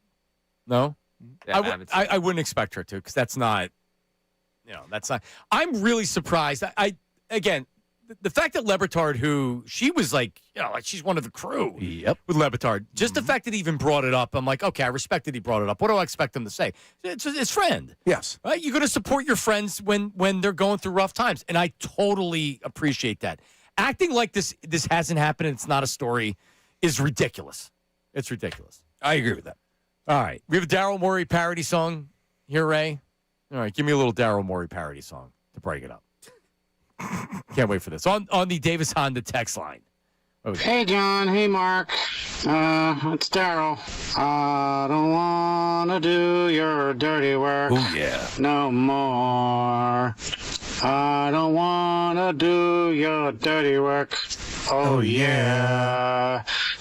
I just want to get fired and get paid for the rest of my contract. That's the other thing. Oh, Mo. That's the other thing. But so you know the beginning of that? Do you understand what that means, Ray? Oh, I know the reference. When he says, "Hey, John. Hey, Mark. How you doing?" So I had Daryl Morey on. And I had because he's like halfway listening. So I'm like, "Hey, Daryl, John Marks and Ike Reese in Philadelphia." And he goes, "Hey, John. Hey, Mark. How you doing?" Oh, my goodness. So that's the reference. I like it. That was good. Daryl is he's as good as gone, I think. Yeah, I would imagine Daryl's probably tapping out. Doesn't he have other things to do? He's probably in an AI world about to be a bajillionaire. He seems like one of those AI types, right? Like, you know. Yeah, he could go get a job as a CEO somewhere or something. He may not. And he may just say, I think he's making like $15 million a year or something like that. It's a good gig if you can get it. I mean, with the coaches always want it, so they'll always take the next job. With executives, I don't know what Sam Hinkie's doing these days. He got back into sports a little bit, I think, at some point. But anyway. My guy Sam. Yep. All right, let's get Steve. Steve is in Gulfport, Florida, and he saw Gage Wood, the first-round draft pick of the Phillies, pitch last night. What's up, Steve? How are you? Hey, guys. How you doing? What's going on, man? What's up, Steve? Hey, I used to, way back in the day, listen to you guys Saturday mornings. I think we all were going to work hungover on Saturday morning. Wake and bake with Marks and Brace. Yeah, baby. Yeah, way back in the day. And I didn't know Brace was back on the radio. I turned you guys on today because I wanted to call in about Gage Wood, and I heard you. It was pretty crazy. How about that? Start man? listening now, man. Yeah, start listening. Appreciate that, Yeah, Steve. yeah. Well, I'm down here in Florida now for 2 years. So I live real close to Clearwater. I go to the games all the time. And I saw Gage Wood last night. He was pretty much unhittable. I think he had 8 strikeouts. Yep. Gave up 1 run. How soon do you see him getting the call? I know he's got several steps to go before he makes it to the big league. He could be a starter next year. How soon? Now, I know they're trying to make him a starter, but in my professional high school baseball player opinion, I think he's going to end up as a closer in the bullpen, maybe like I was thinking like a Ryan Madsen type thing, someone who could go 7, 8 innings, maybe 6, 7, 8 innings, because he can go a little bit longer. It's you know what's going to determine that, Steve, is how I appreciate it, man. Thanks for listening. Is how he does. They're going to try to make him a starter. Being a starter is much more important than being a 7th or an 8th inning guy. You don't draft somebody in the first round because you want him to pitch the 8th inning. Maybe that's what he ends up being, or a closer. Last night, 3 1/3, 8 strikeouts. Gave up 1 run, pair of hits, 1 walk. And what's he pitching in? Like, is it single A? Is it? He's Clearwater, so he's low A. Low A. But he was. He's the number 4 prospect. It's not only velocity. It's life on the fastball. He throws 98, but it's not just a regular 98. It's a riser. He gets a lot of swings and misses. Ooh. No, you try to make this dude a starter, and if he ends up being your closer, he isn't that guy, that's fine. But no, I try to make him a starter, and my hope is he's starting next year for the team, right? As soon as he arrives sooner in the bullpen, but as a starter, that's going to be the way they try and do this. The only way you see him this year is if they're like, wow, we need someone bullpen-wise. And they wouldn't do that last year, and they needed somebody bullpen-wise. Right. I would say if they find that this season's going away where they could get him, maybe. His biggest issue is going to be staying healthy, because that's really been what's hurt him in his amateur career. And what will help him get here is the future of the right-handed starters. Do you have something in Painter that you believe in long-term? Again, 2 starts in. Wheeler, if he gets back to what he is, and Nola. No Walker next year. All right, we're late coming back. Coming up, we have an answer from Harry Mays, and we have a bunch more memos and phone calls and everything else. Middays with Marks 97.5, The Fanatic. All right, I don't even need Ray to sing it this time. I'm just going to sing it. Because on Sunday, this Sunday, 10 a.m. to 1 p.m., Rally House. Ray is going to be broadcasting from Rally House in Glen Mills, Pennsylvania, 965 Baltimore Pike. The Brinton Lakes location as Rally House and 97.5 The Fanatic is kicking off a birthday celebration for the most beloved mascot in the entire world. So join us 10 a.m. to 1 p.m. Rally House, Brinton Lakes, to celebrate the Philly Fanatics' 48th year. And listen, we still believe the Flyers are going to be making the playoffs. The gear they have at Rally House is amazing. Whether you want to get Phillies stuff, Eagles is always good. Your Flyer stuff, even the 76ers, all right? So don't miss out. And Ray has 4 $100 Rally House gift cards that he's giving away during the broadcast, all right? 965 Baltimore Pike in Glen Mills, Pennsylvania, this Sunday from 10 to 1. Now on 97.5 The Fanatic Sports Update. Top 24 hours. I'm Ray Dunn with this Fanatic Sports Update. It's brought to you by Morgenstern Medical. This month at Morgenstern Hair Restoration, they're including a free Almated treatment with your procedure. That's $1,000 value free. Call 610-831-HAIR. Visit morgensternhair.com. Top 24 hours for both winner teams. For the 76ers, they lost to the Rockets, but the big story out of Houston, Joel Embiid underwent appendectomy yesterday. Nick Nurse before the game talking about that. We had like an unbelievable day as a team yesterday. I mean, we had a great practice and great film session, and we were getting up and down the court, and he was a part of all that. You know, that's what hits you a little bit in the stomach when you get that news. With the loss, the 76ers still 8th in the East, 2 games out of the 6th seed with 2 games to go in the season. Flyers lost 6-3 to the Red Wings last night. They remain 3rd in the Metro, still in control of their playoff destiny. The Phillies come home tonight. They've got the Diamondbacks at 6:40. Jesus Luzardo on the mound. This update's also brought to you by the Crohn's and Colitis Foundation. Crohn's and Colitis Foundation has led inflammatory bowel disease research and care for over 50 years. Learn more at crohnscolitisfoundation.org. I'm Ray Dunn, your home for the Sixers, Flyers, and the Union. 97.5 The Fanatic and the Fanatic.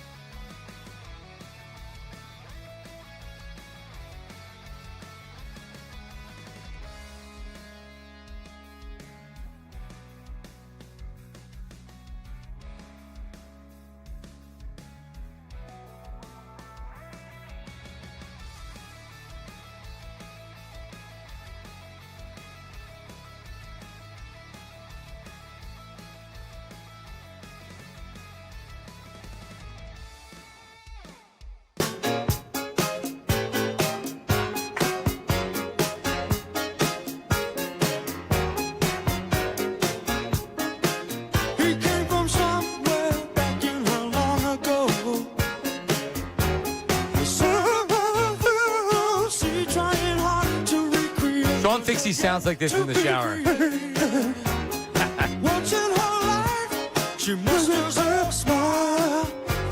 Your part's coming up. He's got a voice of an angel. All right, so has Harry Mays been dry since January? The official comments, what, Ray? Hell no. Sounds about right. Yeah, correct. That ended February 1st. Nice. So He lasted the whole month. Dry January for Harry. You lasted the whole 12 hours. Yeah. Nice job, Ray. When you think about it, what I had planned for New Year's Day, it's almost as impressive as going the whole month. I don't remember what you're talking about. I did the whole 2 Street thing. I do the whole day-long thing New Year's Day. So the fact that I last 12 hours from the beginning of the year, the fact that I almost got to noon is actually pretty good. You know what? It is. Congratulations. And when you think about it, I woke up at like 10 o'clock. That was a whole 2 hours. Huh. All right. There you go. Do we have the weekend watch list coming up with Sean Brace? Oh, that we do. Do we? I forgot we were doing that. I didn't even tease it. That's all right. That's all right. Well, let's do it. The people know it comes every Friday at 1:30. Hit me. It's time for the weekend watch list with Sean Brace. Oh, a lot of juice. A lot of great sporting events on our television. A couple of other events as well to pay attention to. But, Ray, bring me down. Ladies and gentlemen, this isn't a weekend to watch TV. No, folks, we've made it. Hit me, Ray Dunn. This is a weekend to get up out your seat and get outside. 83 degrees. Tomorrow, 80. Sunday as well. Work on your yard, John Marks. Clean your garage, Ray Dunn. We are finally here. We have made it. The warm weather. Put away those coats. Break out the shorts and flip-flops. It's grilling season, boys and girls. I'm definitely going to clean out the garage of beers tonight. Yeah, at the garage. I need to do both. I did half of the garage last weekend. I need to do the other half this weekend. And I do need to finish the yard. There you go. I got out there on the one cut, or on the one turn, zero turn, and I cut 3/4 of the yard. You got one of these guys? Yeah, I got a zero turn. Oh, nice. Look at you. A Toro. Ooh, a Toro. Wow.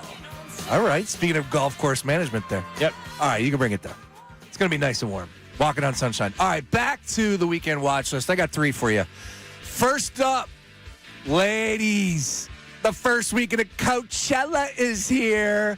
Yeah, the massive music event returns this weekend for its 25th iteration, John Marks, at the Empire Polo Club in Indio, California. The biggest stars. You can watch it on YouTube starting tonight. That's right. And how about this? Headlining this evening, Quakertown's own, the one and only Sabrina Carpenter. Oh, hello. Justin Bieber on Saturday, and I'm a huge fan of this, I hope, girl, Karol G on Sunday. All right, so we got Coachella. That's number 1. Number 2, Sunday. Twofer coming your way here. Of course, the NBA comes to a close. 82 regular season games will be played. We will have postseason matchups. Who's in the play-in tournament? Who is seeded 1 through 6? We're going to have all of those answers, and we got some great games on Sunday, including the Denver Nuggets and Spurs, Hornets and Knicks, Sixers and Bucks. Does that wet your whistle? Whether you like it or not. It's coming your way. Number 3, and finally, oh, it's the most wonderful time of the golf season, a true tradition unlike any other. The 90th Masters tournament comes to a close. Who will win the green jacket? Well, how about we have a little gander at the leaderboard as we sit here right now? Nice work by you, Ray. You got any birds back there? Can I get a little bird chirp? A little bird chirp in my ear? Sam Burns is currently 5 under. He's even through the day. Oh, there it is. There it is. That's a hummingbird, man. That's a northern red tail. I can't tell you what that is just by hearing. Rory McIlroy. That's a crow. Oh. No, it's not. Wyndham Clark is 4 under. Man, he came out this shoot. He shot a 68 today. Rosie, who's my pick.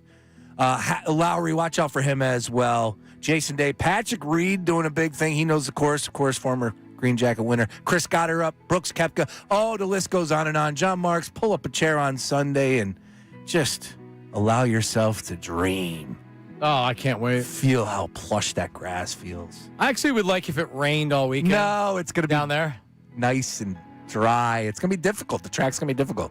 Anyways, a tradition unlike any other. Ladies and gentlemen, that is the weekend watch list. What would you set the line tonight? 76ers at the Pacers. 76ers at the Pacers. Now, the Pacers are a team that's trying to lose. They did just beat the Brooklyn Nets last night. I would make the Sixers probably a 3.5-point favorite. No, not even close. Haven't looked. Ray, what would you set the line at? 7-point favorites. Not even close. Pick them?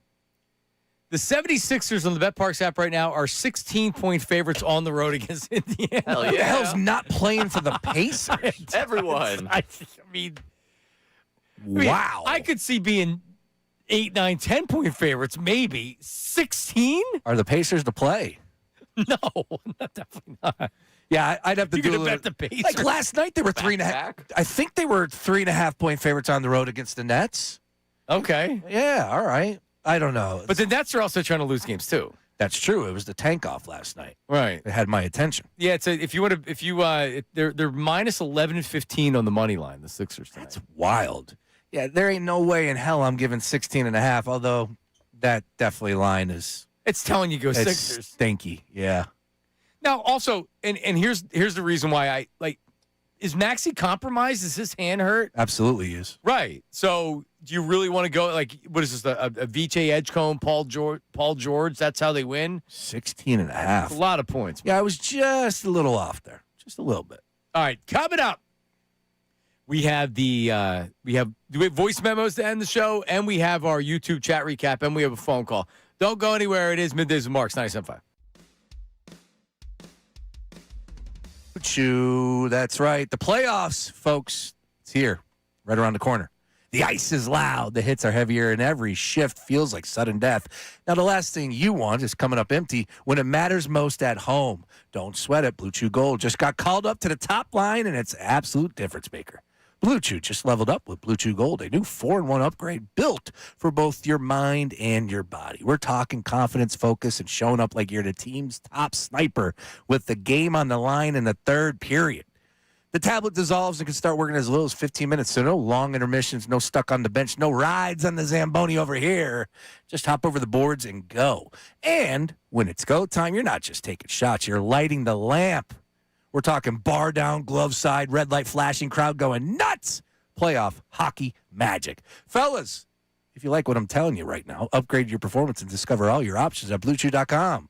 Today, right now, right here, get 10% off your first month of Blue Chew Gold with promo code YES. That's it. That's promo code YES. Visit BlueChew.com for more details and important safety information, and bring home the goal with Blue Chew Gold.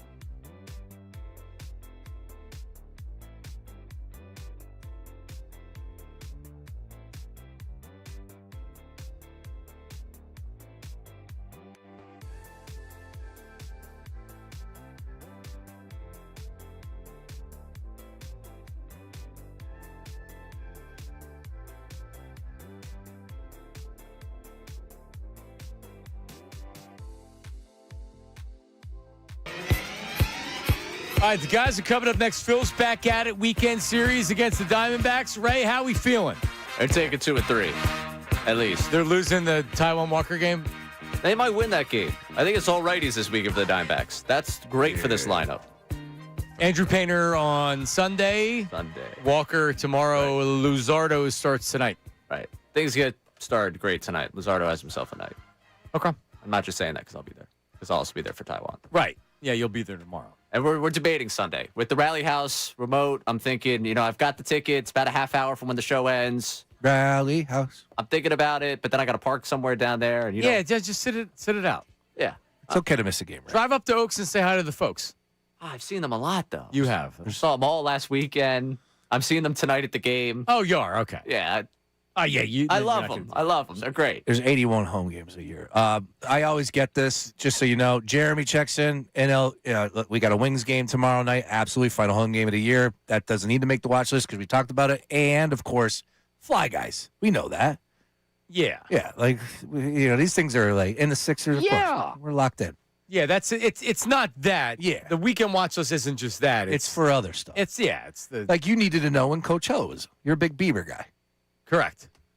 Absolutely. Get your peaches down in Georgia. But also, I do need to. I just don't need to finish the yard. Then I also need to. I charged all of my devices, so I have a smaller little battery mower that I do by the swing set and against the different crevices and things like that. To where when you have a big riding mower, it's tough to do that. Yeah. And then I have the the weed whacker. Oh, you gotta have a weed whacker. The edger, and then I have the blower. Yeah. Gotta have a good blower. Correct. I tell you right now, everybody should have a blower, and I'm not making. This is a mandatory, not an appliance. What would you call that? That's a device. Device. We'll go with that. You got to have a blower. Why? Because dust, leaves. It's that easy. Like kids mess. It comes in handy.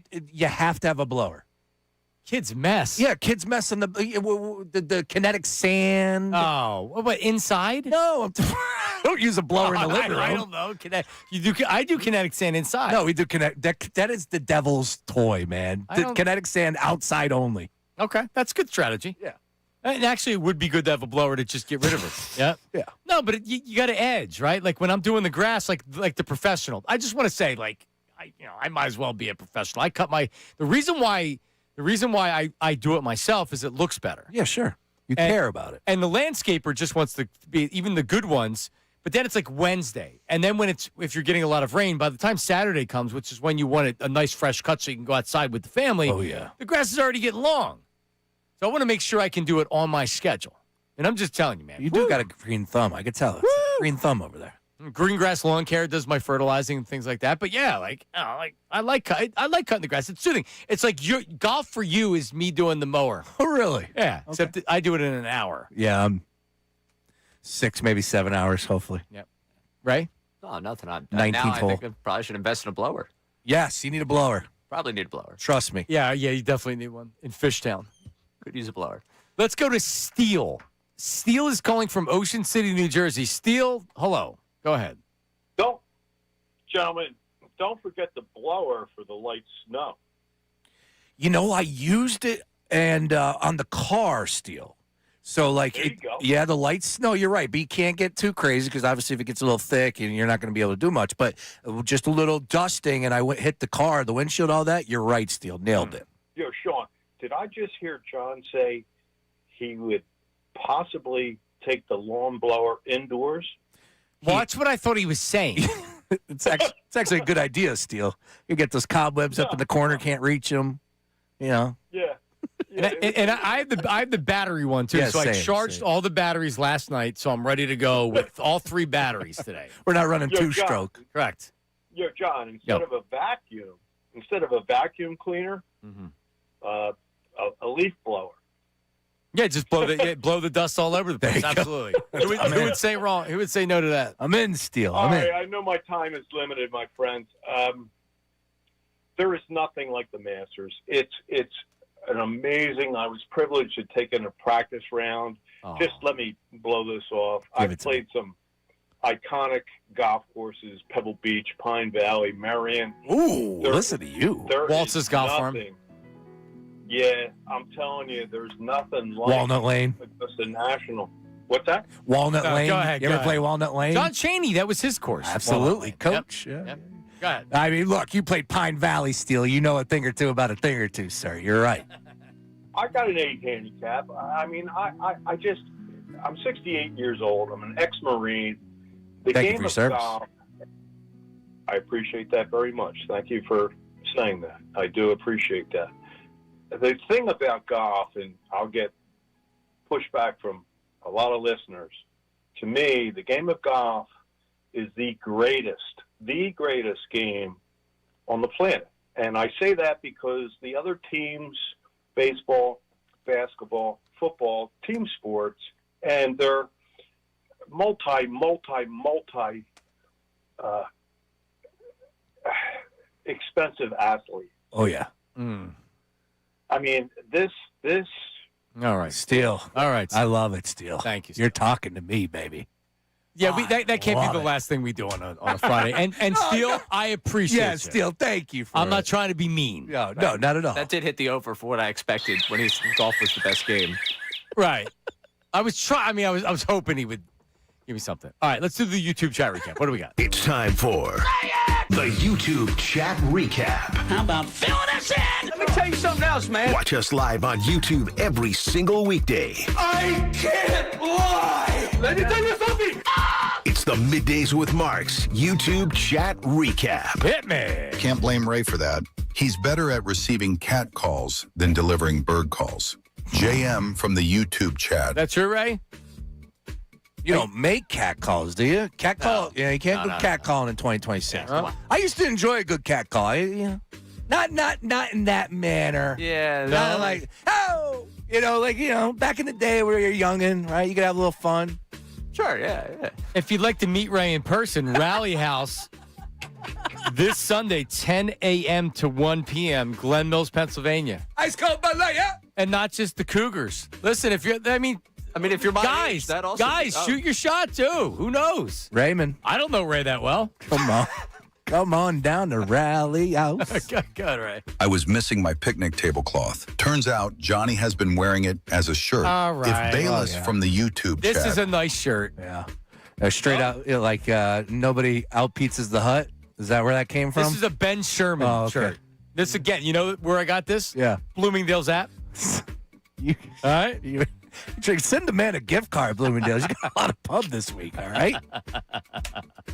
Bloomingdale's app. I don't remember what I paid, but this is well made. This isn't some crap that you find at some online retailer. This is the reason I bought it was people didn't like it, and that's why it's on the Bloomingdale's app. Looks good on you.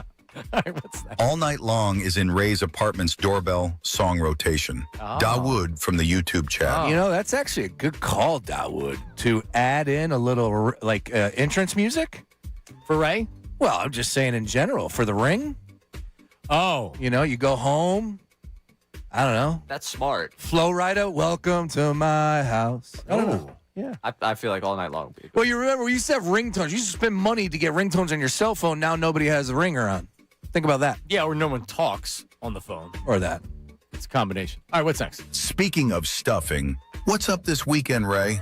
MBD from the YouTube chat. It can't be every day with every message. No, we gotta diversify. All right, Yeah, there's a fine line. We're invested very much in one subject here. It's Nate. We talk about a lot here, Nate. Yeah. Yeah, I feel like Nate's into this too. A little too much. What's Nate's romantic life about? Does he have a girlfriend? We should here we go. Forget the Flyers. Let's bring him on and talk about that. That's far less interesting than that. I'm sure he'll open up like a book too. You think? If I know negative Nate like I think I know him. All right, what's next? You could replace Sean with a soundboard of like 15 drops and not even realize he was gone. D Flyers from the YouTube chat. That true? That sounds about right. Could we do Sean's soundboard? I think you probably could. No. It's just the soundboard. It's good. Yeah, he is his own soundboard. Correct. Sean's a drop machine. It's manual. Yeah. The manual soundboard is Sean. And he's got with the DJ background, I feel like you could be a really good ad-lib guy for a song. For sure. Talk to the background. post. Yeah. I'm back DJ next Saturday. Got a gig. What's the gig? down on Main Street in Manioc. I thought it was the Sweet 16. No, Sunset Sessions with your boy right here. Really? 6 to 9 p.m. Canal Side, excuse me. DJ Sean Brace? You're damn right. Wow. Back in the mix. No What's way. next? Come on out. Yeah, next Saturday, man. 6 to 9 p.m. Come on now. Come on down. Brent? Yeah, it's good. I'm out with my family now. My mom was listening. They canceled the dinner they had ordered for me. That's Really? yeah. Oh, No, they're, man. they're Good job. not happy with the fact that I said I'd sell them a lot. apparently. Good job, Ray. I'm looking for people to go to the game with tonight. So next week's going to be a Rayless week. Oh, no. Because Ray... Say it ain't so. Ray it's the new hot show starting at 2 o'clock. It's called Ricky and Ray. Wow. On 97.5 The Fanatic. is Ray? Wait, actually, I got an email that said it was Ray and Ricky show. You sure it's Ricky and Ray? It's on the schedule as Ricky and Ray. Oh, okay. But by the end of the week, it might be Ray and Ricky. You never know. That's a really good job of putting us against one another right before we start working together. Sean did that. But anyway, so Ray will be doing afternoons in for Bill. Bill's off next week, going to Disney World. And so we're going to have Patricia and we're going to have Dutz producing next week. So, Ray, enjoy yourself next week. I know we'll see you when you come in, but get ready for this week. Don't be drinking every night this week. Oh, I'm not going to be This drinking. weekend. This weekend? This weekend. Wait, All why? right. Why not? Well, get ready for next week. I'll be ready for next week. I get to sleep in next week. Okay. He's a machine. I know he is. He is. Just busting his balls. I'm dragging today. Coming up next. Yeah, you know it. Ricky and Bill. See you.